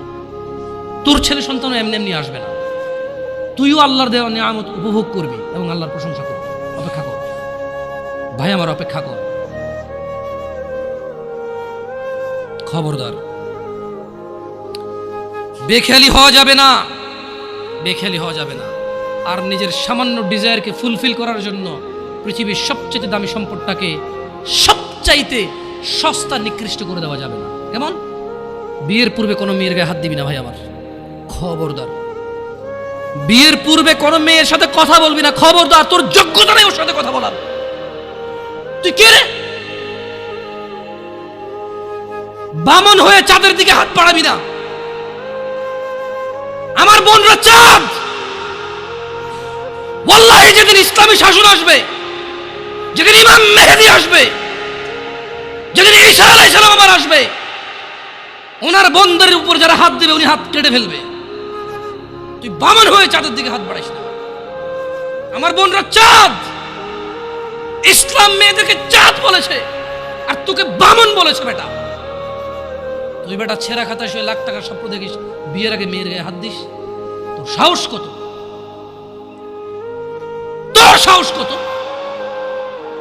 তুই জানিস না মুহাম্মদ সাল্লাল্লাহু আলাইহি সাল্লাম বলছে, নেক স্ত্রী দুনিয়াতে যা আছে ওর চেয়ে বেশি উত্তম। তুই কি করে ওর গায়ে হাত দিস বিয়ের আগে? তোর সেই যোগ্যতা আছে বল? তোকে আল্লাহ জাহান্নামে ফেলবে, তোকে আল্লাহ জ্বলন্ত আগুনে নিক্ষিপ্ত করবে, তোর শরীর পচবে, তোর শরীরের গন্ধে জাহান্নামীরা থাকতে পারবে না। তোকে আল্লাহ এত নিকৃষ্ট শাস্তি দেবে। কেন?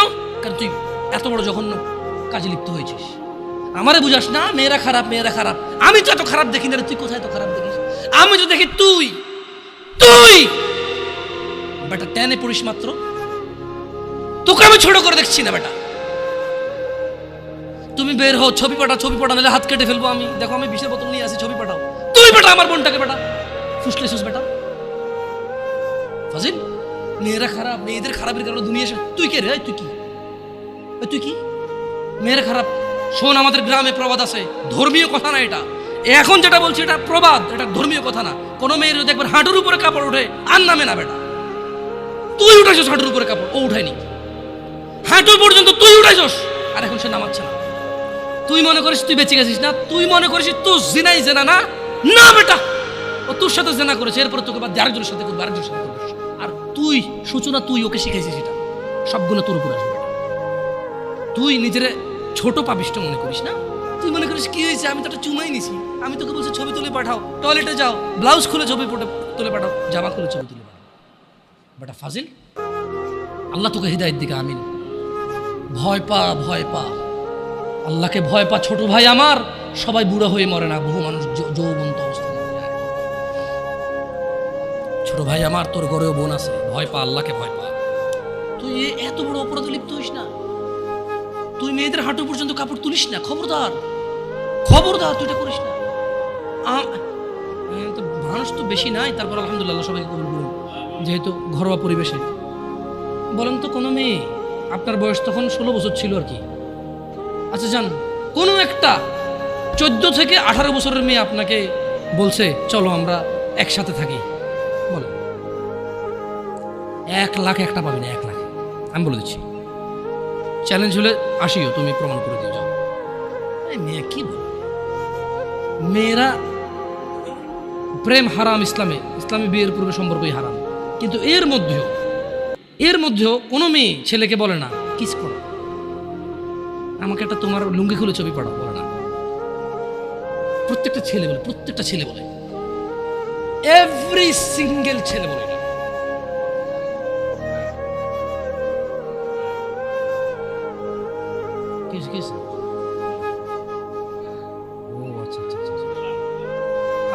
ঠিক আছে, বন্ধ করো, জানা না, মানুষকে কষ্ট দিন না, জানা বন্ধ করে দেন। আপনার সাউন্ডটা আরো একটু করিয়েন, কেমন? মানুষজন যাতে কষ্ট না পায়, কেমন? কারণ সবাই বাধ্য না তো। না ঠিক আছে, না জানালাগুলো বন্ধ করে দেন, মানুষ যাতে কষ্ট না পায়, কারণ সবাই তো বাধ্য না। আর সাউন্ড সিস্টেমটাকে আর কি করবেন, মানে এরপরের হালাকা না, নিচে আপনি মাইক লাগাবেন, মাইকের সাউন্ড লিমিট করবেন। আপনারা দেখেন, এটা তো টেকনোলজিক্যাল ব্যাপার, রাইট? আমি আপনাদেরকে অনুরোধ করবো, এরপরে আরও অনেকেই আসবে, রাইট? প্রতি মাসেই হয়তো আসে। আপনাদের যেখানে যারা বসে, সংশ্লিষ্ট ওই এরিয়াতে যাতে সাউন্ডটা সীমাবদ্ধ থাকে।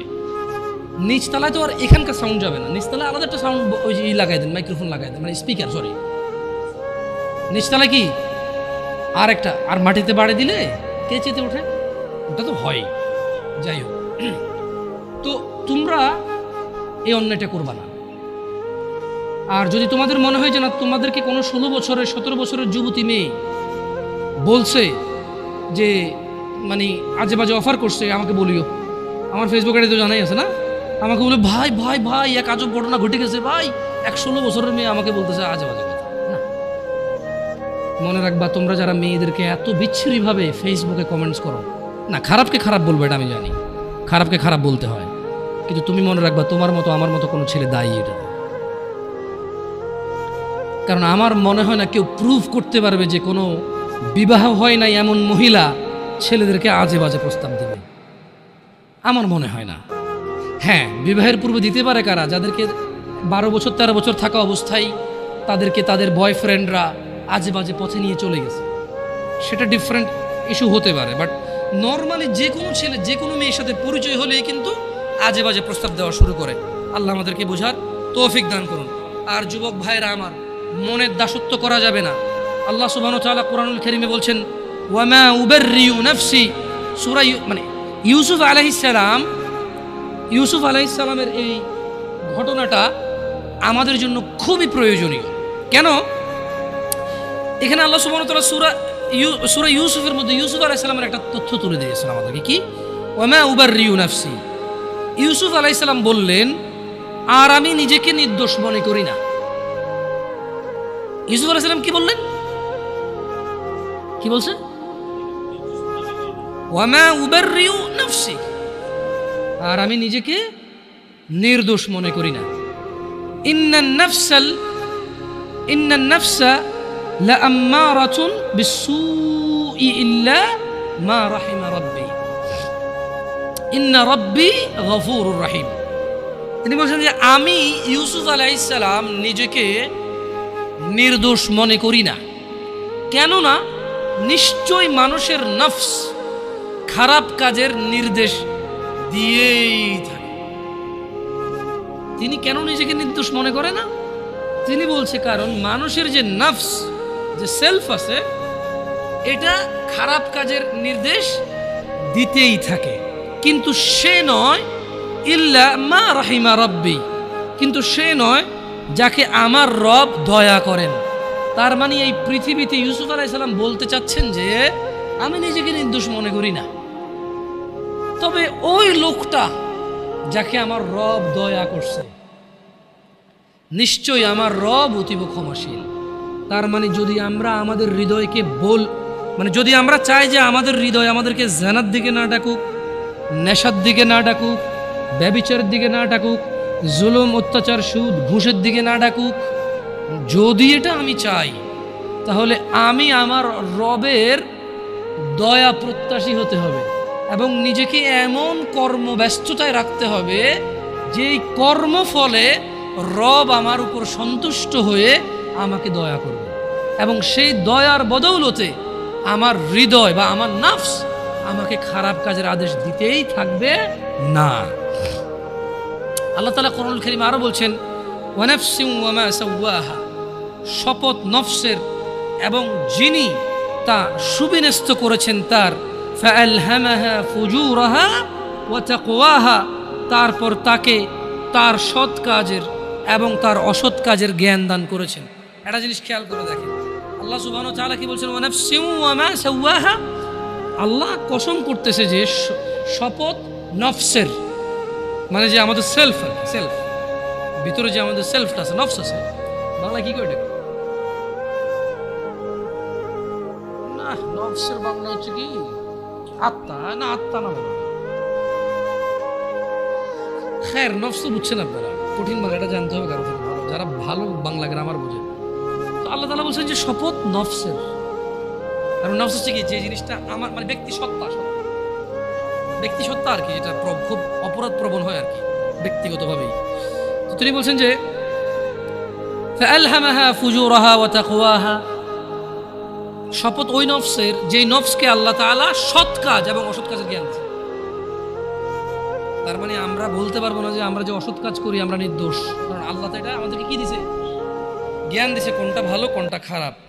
কদ আফলাহা মান যাক্কাহা, সুতরাং সেই সফল কাম হয়েছে যে নিজেকে পবিত্র করেছে, ওয়া কদ খাবা মান দাসসাহা, আর সেই ব্যর্থ হয়েছে যে নিজেকে কলুষিত করেছে। আল্লাহর সফলতা মানে হচ্ছে যে জান্নাতে গেছে তাকে আল্লাহ সফল বলেছে, যে জাহান্নামে যাবে তাকে আল্লাহ ব্যর্থ বলে। কেমন? এখানে সফলতা মানে পরীক্ষায় পাস না, অধিক উপার্জনের অধিকারী হওয়া, অনেক বেশি রিজিক থাকা, 2-3টা বিয়ে করে ফেলা, গাড়ি বাড়ি থাকা, ভোটে দাঁড়াইয়া পাশ হয়ে যাওয়া, অথবা এলাকার মসজিদের সভাপতি হয়ে যাওয়াকে সফলতা বলে না।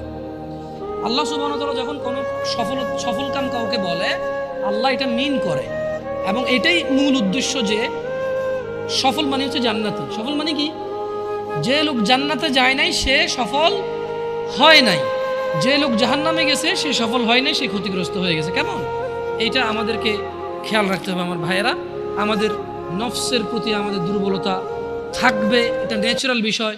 তবে যে হৃদয়কে আল্লাহ ভালো এবং মন্দের জ্ঞান দিয়েছে, এটা দিয়ে যদি আমরা আল্লাহর রহমতের কামনা করি, তাহলে আমাদের এই কুপ্রবৃত্তি থেকে আমাদের রেহাই পাওয়ার কি আছে, সুযোগ আছে। জুয়া একটা সময় ছিল কি মনে হয় এভাবে কার্ড দিয়ে এভাবে যারা খেলতো তাদেরকে জুয়া বলতো, ভেবে ওইটাই একমাত্র জুয়া বলে মানুষ জানতো, যেখানে মানুষ হয়তো নিঃস্ব হয়ে যেত। কেউ ইভেন কেউ এরকম আছে যে বউ পর্যন্ত দিয়ে দিচ্ছে বাজিতে, যে এরপরে হারলে কি। আসলে বিবেক বুদ্ধি বিকৃত হয়ে যায়। তো আপনি এখন বলতে পারেন যে জামশেদ ভাই কি বলেন, কোনো মানুষ কি তার বউকে আরেকজনকে দিয়ে দেবে জুয়া খেলে? এরকম নিচে নামবে? আরেকজনের বউকে, লোক নিজের বউকে জুয়া খেলতে দিচ্ছে। কত মানুষ, কত বাপ মা আছে জানে মেয়ে এখানে চাকরিতে গেলে, ওখানে গেলে, এখানে গেলে মেয়ে হয়তো অবৈধ কর্মে, মেয়ের অনিচ্ছা সত্ত্বেও হয়তো ট্র্যাপে চলে আসতে পারে, হয়তো মেয়ে ওই রকম সিচুয়েশনে পড়ে যেতে পারে যে সে তার মানে যে তার ইজ্জত আব্রু রক্ষা করতে পারবে না। তারপরে তো বাপ মা এগ্রি করতেছে, আপনি স্বামীর কথা কেন বলতেছেন? সে জুয়া খেলতেছে এই জন্য না। অনেক ক্ষেত্রে অনেক বাপ মা মনে করে যে চোখে উন্নতি করতে হলে অনেক কিছু করা লাগে, এটা বলে। আবার হয়তো বাপ মা তো মনে এরকম আসে না, হয়তো নিজের ছেলে সন্তান তো পিওর মনে করে সবসময়। কেমন? মানে ছোটবেলা থেকে, একদম ছোট থেকে পালে না, ইনোসেন্ট থাকে তো। আর আসলে বাপ মা তো ছেলে সন্তানের খারাপ যে জানাবে বিচারের বিষয়টা তো আসলে বুঝায়, স্বাভাবিক। এটাই তো আল্লাহর দয়া যে বাবা মা ভাই বোন সম্পর্কটা তো পবিত্র রেখেছে আল্লাহ সুবহানাহু। সো যুবকদের বেশি একটা ছক্কা লুডু কয়দিন আগে ছিল, ছক্কা লুডু। কেমন?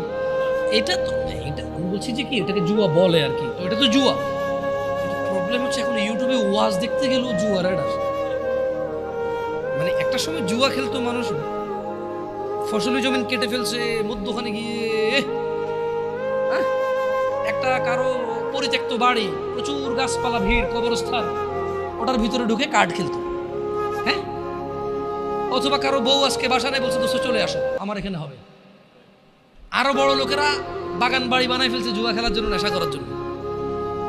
কিন্তু এখন প্রবলেম হচ্ছে এটা পাবলিসিটি হচ্ছে যে খেলো আসলে। আচ্ছা, এটা হবেই বা না কেন? এখানে অনেকে ক্রিকেট প্রেমী থাকতে পারে, এটা আপনার ব্যাপার। আমি ক্রিকেট সম্পর্কে খুব বেশি বুঝি না, এই জন্য ভালো মন্দ বলতে পারবো না।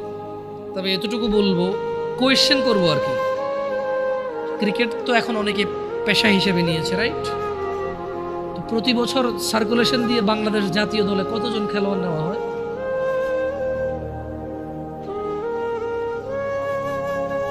100 মনে হয় না।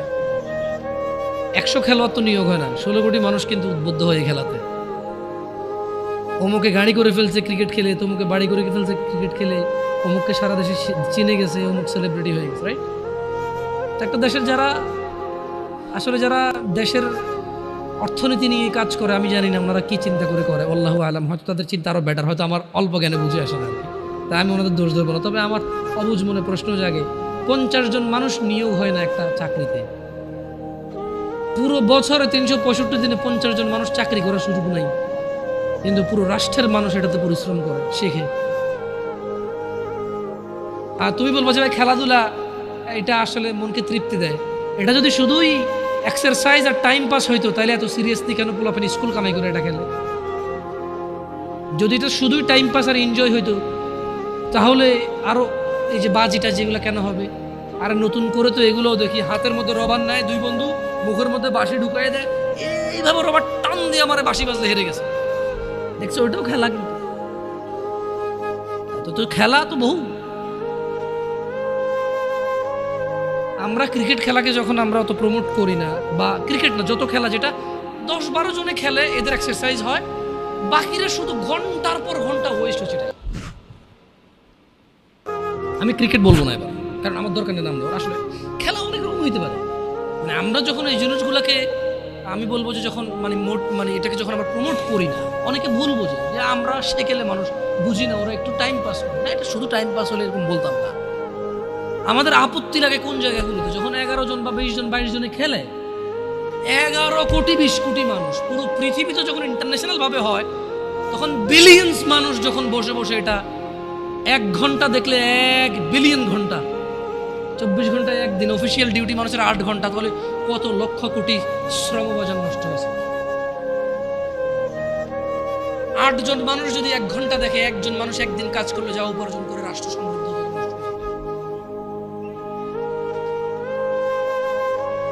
এখন বলবো তাহলে কি লাইফে কি কোনো এনজয় থাকবে না? না, খেলা বহু আছে যেটা শরীরের এক্সারসাইজ হয়, এবং যারা খেলে তারা নিজের খেলা নিয়েই, বাই ব্যাটিং আমার, বাই বোলিং আমার, এরকম লাগে যায় না, ওটা দেখো খেলা।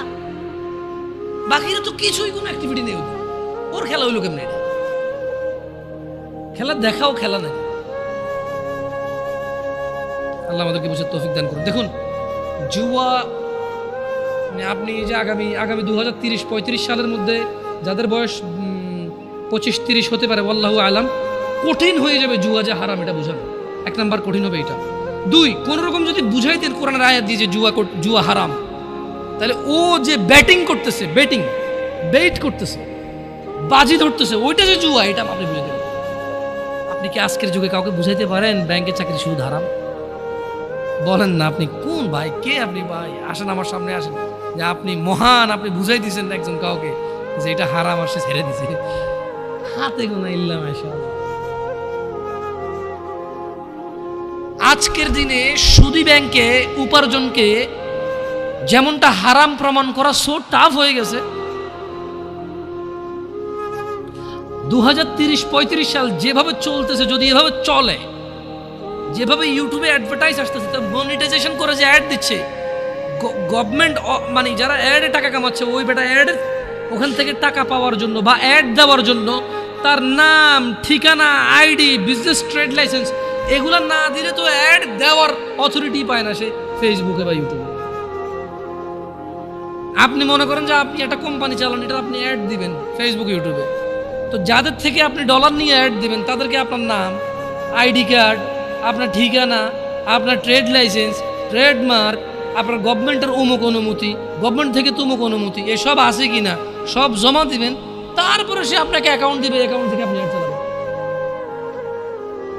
তো এই যে জুয়ার যে বেটিং এর অ্যাডগুলো হয়, হ্যাঁ টেকনোলজি যেহেতু অনেক উন্নত, গভর্নমেন্ট এক এক দেশের এক এক রকম পাওয়ার রাখে, দেখা যাচ্ছে অনেকে বিদেশ থেকে এগুলো ছাড়ে। হ্যাঁ তখন তো আর আসলে বাংলাদেশ সরকারের কিছু করার থাকে না, থাকে। আমি বলতেছি না যে কি করার, আমি বলতেছি যে কত আসলে হারাম পথের যে কত পথ আছে, আসলে আমি বুঝি দিনী বোনরা ওরা বুঝবে কিনা জিনিসগুলো আমি বুঝতেছি না, আউট অফ কনটেক্সট কিনা, বাট এটা কিন্তু রিলেভেন্ট কথা। যে যদি গভর্নমেন্ট এই জুয়ার অ্যাড নিয়ে কাজ না করে, যদি বাবা মা এই জুয়ার বেটিং এর অ্যাড মানে বাজি ধরার অ্যাড গুলো যদি বন্ধ না করে, তাহলে 30-35 সালে আজকের দিনে আপনি যেমন বুঝাইতে পারেন না যে ব্যাংকে উপার্জন করলে শুধুই উপার্জন হলে এটা হারাম, আপনি যেমন বুঝাইতে পারেন না আগামী 35 সালে আরো বেশি লাগতে পারে, আগেও হয়ে যেতে পারে, আমি তো আর গণক না যে কয়ে দেবো, এটা আন্দাজ করে বলা আর কি, এটা তো একদম অ্যাকুরেসি নাই এটা। কেমন যদি এটা হয় তাহলে জুয়া হারাম মাইনা নেবে সবাই, কিন্তু বাজি ধরা যে জুয়া কেউ মানবে না।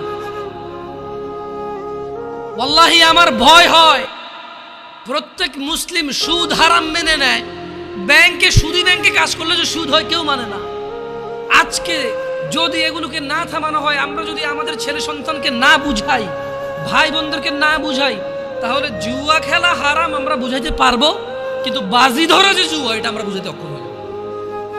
আল্লাহ আমাদেরকে বোঝার তৌফিক দান করুন। আল্লাহ তাআলা কোরআন কারীমে বলছে, ইয়া আইয়ুহাল্লাযীনা আমানু, হে তোমরা যারা ঈমান এনেছো, ইন্নামাল খামরু ওয়াল মাইসির ওয়াল আনসাব ওয়াল আজলাম রিজসুম মিন আমালিশ শাইতান ফাজতানিবুহু লাআল্লাকুম তুফলিহুন। হে মুমিনগণ, তার মানে এখানে স্পেশালি যারা দাবি করে যে আমি মুসলমান তাকে বলা হচ্ছে, তুমি কি মুসলমান? তাহলে শুনে নাও, এই কাজগুলো তুমি করতে পারবা না। কোন কাজগুলো করতে পারবা না? তুমি যদি মুসলমান হইতে হয়, এগুলো হচ্ছে কি? ইন্নামাল খামরু ওয়াল মাইসির ওয়াল আনসাবু ওয়াল আজলাম রিজসুম মিন আমালিশ শাইতান। নিশ্চয়ই নেশা জাতীয় দ্রব্য, এবার এটা হতে পারে ইয়াবা, ফেন্সিডিল, হিরোইন, গাঁজা, সিগারেট, যেটা নেশা হয়। কেমন আমি তো আর সব কিছুর নাম জানি না, ডিফারেন্ট নামই আসতে পারে, লিকুইড হতে পারে, পাউডার হতে পারে, ভাত দিয়ে খাই হতে পারে, পানিতে গুলা খাই হতে পারে, চাবায় খায়, চুষে খায়, যেমনি খায় হইতে পারে, অথবা কেউ গ্রান নিচ্ছে। কেমন যেভাবেই খায়, যেটা নেশা, যেটা কি নেশা। আল্লাহ বলছে যে তুমি মুসলিম, তবে তুমি শুনে নাও, নিশ্চয়ই নেশা, জুয়া মানে এই যে বাজি ধরাটা, হ্যাঁ, পূর্তি পূজার বেধি ও ভাগ্য নির্ণয়, মানে গণকের কাছে যারা যায়, কেমন এই ভাগ্য নির্ণয় করার স্বর কেবল ঘৃণার বস্তু, শয়তানের কাজ। জুয়া খেললো যে শয়তানি করলো সে, মদ খেলো যে শয়তানি করলো সে, গণকের কাছে গেল যে শয়তানি করলো সে, এগুলো শয়তানের কাজ। আল্লাহ তাআলা বলছে যে তুমি যদি মুসলমান হও, ফাজতানিবু, কাজেই তুমি এটা থেকে কি করো? নিজেকে বিরত রাখো। কেমন কাজে? তোমরা সেগুলো বর্জন করো, লাআল্লাকুম তুফলিহুন, যাতে করে তোমরা সফল হও। তার মানে যদি কেউ জান্নাতে যেতে চায়, সে জুয়া খেলতে পারবে না, নেশা করতে পারবে না, গণকের কাছে যেতে পারবে না। আরো হাজার নিষেধ আছে, এগুলো খুব ভ্যালুয়েবল নিষেধাজ্ঞা, যেগুলো আপনাকে জান্নাত থেকে বিমুখ করে দেবে। জিনা ব্যভিচার যদি সলভ হয়ে যায়, আমি বরঞ্চ বয়স্কদের চাইতে যুবকদের অপরাধ কম দেখি।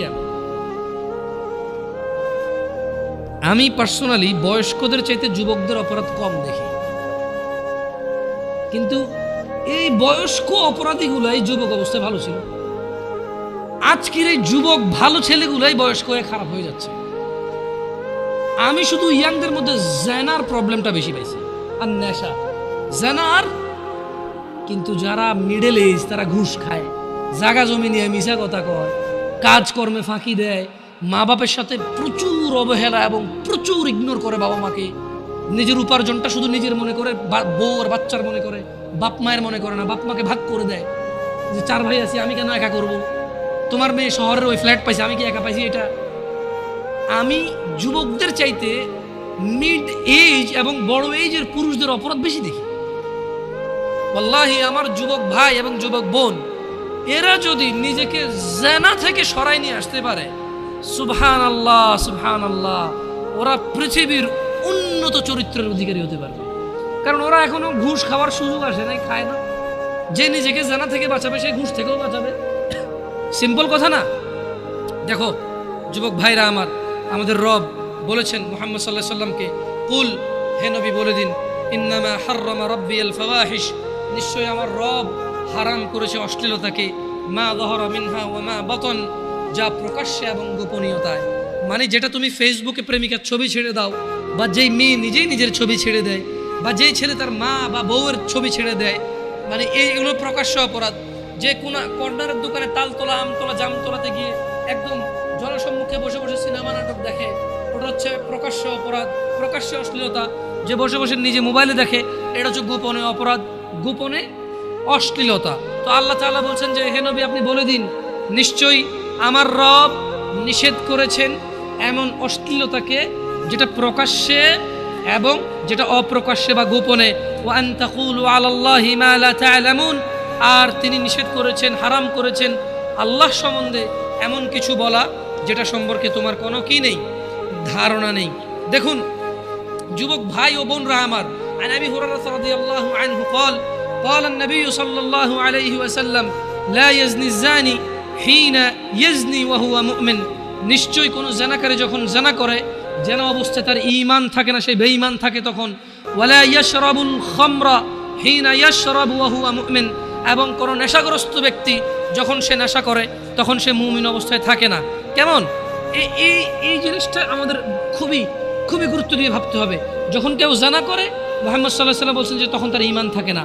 যখন কেউ নেশা করে, গাঁজা টানে, গাঁজা, হ্যাঁ, যখন কেউ গাঁজা টানে, যখন কেউ মদ পান করে, তখন তার ঈমান তার সঙ্গে থাকে না।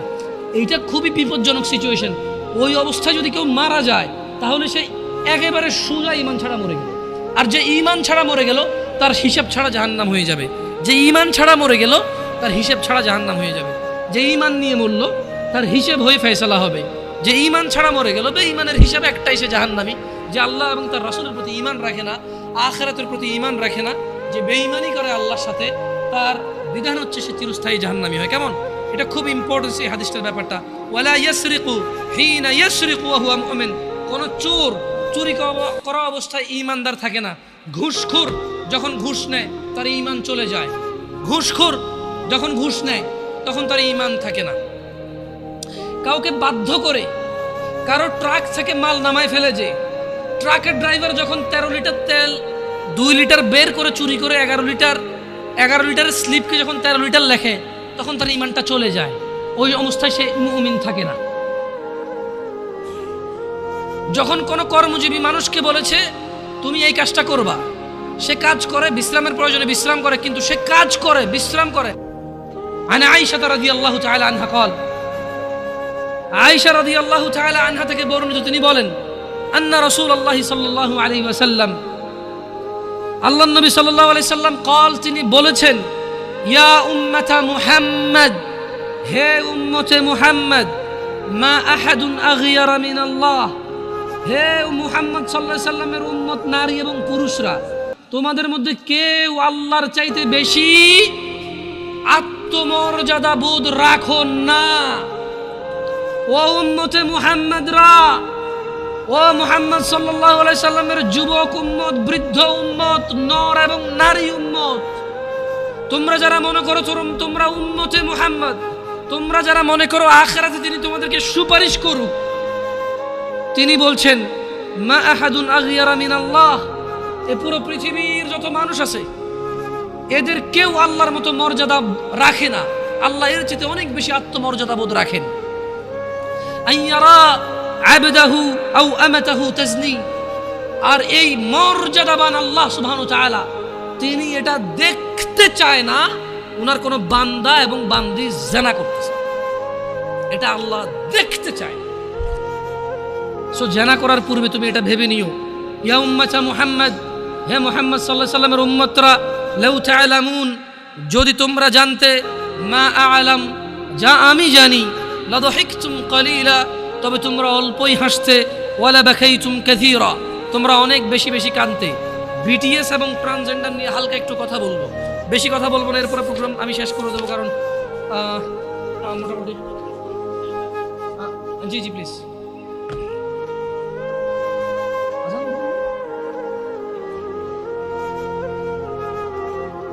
মসজিদে আযান দিতে হবে।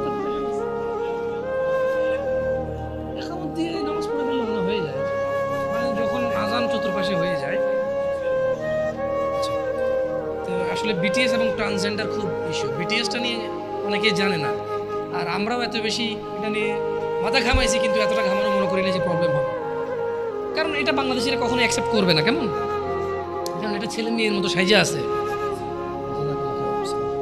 একটা ছেলে কাপড় পরছে বা লিপস্টিক দিছে, এইটা একটা বিকৃত মন মানসিকতার কাজ। কেমন, মানে সে হলো পুরুষ, সে মেয়ে সাজতে চায়, এটা এক ধরনের মন মানসিকতা। কিন্তু ট্রান্সজেন্ডার যেটাকে বলতেছে, এটা ফার ডেঞ্জারাস। মানে একটা ছেলে লিপস্টিক দিছে, আপনি পানি ধুইছেন, চলে গেছে, রাইট? তাহলে তার কাম ব্যাক করার সুযোগটা খুব সহজ। একটা ছেলে এখানে খোপা বাঁধছে, এভাবে টান দিয়ে বেনিটা বাইর করছে, খোপাটা খুলে গেছে, চুলটা কেটে ফেলছে, কাম ব্যাক হওয়া সহজ। একটা ছেলে শাড়ি পরছে, শাড়িটা খুলে পাঞ্জাবি জামা পরলো, কাম ব্যাক হওয়া সহজ। কিন্তু ট্রান্সজেন্ডার যেটা, এটা সো হার্ড। যে পথভ্রষ্ট হয়ে এটাতে রূপান্তরিত হবে, তার নিজের জন্যই ফিরে আসাটা কঠিন হয়ে দাঁড়াবে। কিভাবে? সে অপারেশন করে তার পুল্লিঙ্গ ফেলে দিবে বা কিছু একটা করবে, আল্লাহ ভালো জানে ডাক্তার কি অপারেশন করে, সে স্ত্রীলিঙ্গ বানিয়ে ফেলবে। মানে তার পুল্লিঙ্গকে সে স্ত্রীলিঙ্গ অপারেশন করে বানাবে। তার এই যে এখানে ব্রেস্ট আছে আমার, সে এখানে আলাদা গোস্ত দিয়ে, যেভাবে মহিলাদের ব্রেস্ট, এরকম ব্রেস্ট সে অপারেশন করে ব্রেস্ট লাগাবে। কি বলে, মানে এখনো বলতেছি কিন্তু বুঝতেছি না ঘটনা। আমি বলতেছি, আমি নিজেও কল্পনা করতে পারতেছি না যে কেমনে সম্ভব।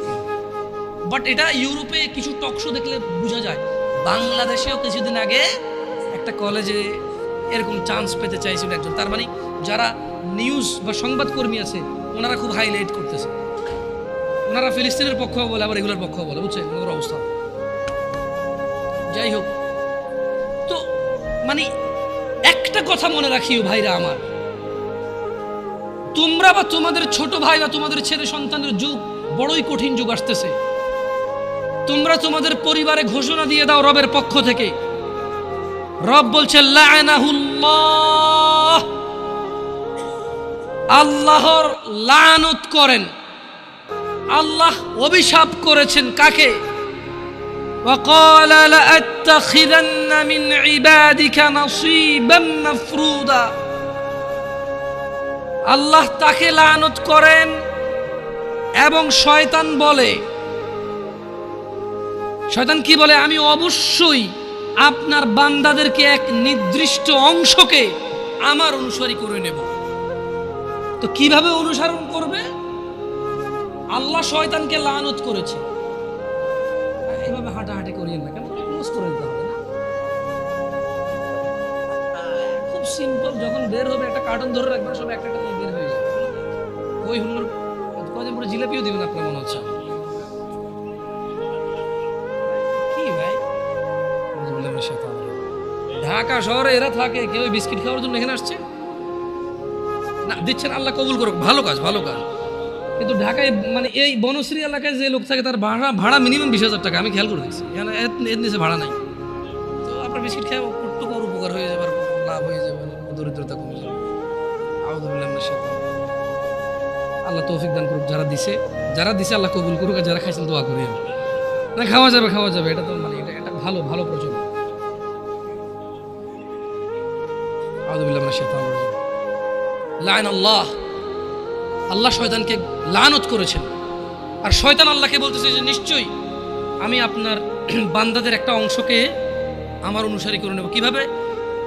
ওয়ালা উদিল্লান্নাহুম ওয়ালা উমান্নিয়ান্নাহুম ওয়ালা আমুরান্নাহুম ফালইউবাত্তিকুন্না আযানাল আনআম ওয়ালা আমুরান্নাহুম ফালইয়ুগাইয়িরুন্না খালকাল্লাহ ومن يتخذ الشيطان وليا من دون الله فقد خسر خسرانا مبينا। যুবক ভাই ও বোনরা আমার, আমি শেষ করব আমার কথা, মনোযোগ দিয়ে শোনো। হতাশার বড়ই হতাশা সামনে নেমে আসতেছে। শয়তানকে আল্লাহ লানত করেছে। শয়তান বলছে যে আমি অনুসারী করব আপনার কিছু বান্দাকে আমার। কিভাবে? আমি তাদের পথ ভ্রষ্ট করব। অবশ্যই তাদের হৃদয়ে আমি মিথ্যা বাসনা সৃষ্টি করব। এবং আমি তাদেরকে নির্দেশ দেব। শয়তান বলছে আমি আপনার বান্দাদেরকে নির্দেশ দেব কি, ফলে তারা পশুর কান ছিদ্র করবে, আমি ওদেরকে ফুসলাবো, যে ছিদ্র করে যে কান ফোড়াই দেয় পশুর, তারা আমাকে অনুসরণ করে পশুর কান ছিদ্র করবে। আর আমি অবশ্যই তাদেরকে নির্দেশ দেব, ফলে তারা আল্লাহর সৃষ্টি ফলে তারা আল্লাহর সৃষ্টি বিকৃত করবে। আর আল্লাহর পরিবর্তে কেউ শয়তানকে অভিভাবক রূপে গ্রহণ করলে সে স্পষ্ট ক্ষতিগ্রস্ত। দেখেন, শয়তান মানুষকে পথভ্রষ্ট করবে, রাইট? আল্লাহর কাছে শয়তান একটা ওয়াদা, মানে শয়তান আল্লাহকে বলছে যে আল্লাহ, আমি তো আপনার একটা বান্দার একটা অংশকে আমি নিয়ে নেব। তো কিভাবে? বলে যে আমি ওদের অন্তরে এমন বাসনা দেব, আমি বলবো পশুর কান ছেড়া, পশুর কান ছেড়ে দেবে। আমি বলবো তুই তোর পুরুষ, তোর এখানে স্তন লাগা, ও লাগাবে। আমি বলবো যে তোর পুল্লিঙ্গ কাটা তুই স্ত্রীলিঙ্গ করে ফেলবে। আমি একটা অংশকে অবশ্যই আমার অনুসারী করে ফেলবো। আমি বলবো পুল্লিঙ্গ, তোর লিঙ্গ কেটে ফেল, কেটে তুই মহিলা হয়ে যাবে। আমি বলবো তুই পুরুষ না, তুই তোর স্তন বড় করে ফেল, হরমোন ডাক্তার সায়েন্স বের হবে। আমি ওদেরকে হেল্প করবো বলতে যে এই পুরুষের শরীরের ভিতরে কিছু হরমোন চেঞ্জ নিয়ে আসো, ওর হরমোন চেঞ্জের কারণে ওর মহিলাদের মতো স্তন হবে, ওরকম লিঙ্গ পরিবর্তন হবে, ওর আকার আকৃতি আচার ব্যবহার বিহেভিয়ার চেঞ্জ হবে ওর। আমি বলবো করতেও করবে। আল্লাহ ওকে বলে দিছে। শয়তান যখন বলল যে আমি কিছু লোককে আমার অনুসারী করব, এদের পুরুষকে মহিলা বানাই দেবো, মহিলাকে পুরুষ বানানোর জন্য আমি প্ররোচনা দিব, আর এরা পুরোপুরি পুরুষ হতে পারবে না, কারণ এই বাচ্চা জন্ম দেওয়ার ক্ষমতা রাখবে না। এই পুরুষ লিঙ্গকে বিকৃত করে মহিলা সাজবে, কিন্তু প্রেগন্যান্সি নিতে পারবে না।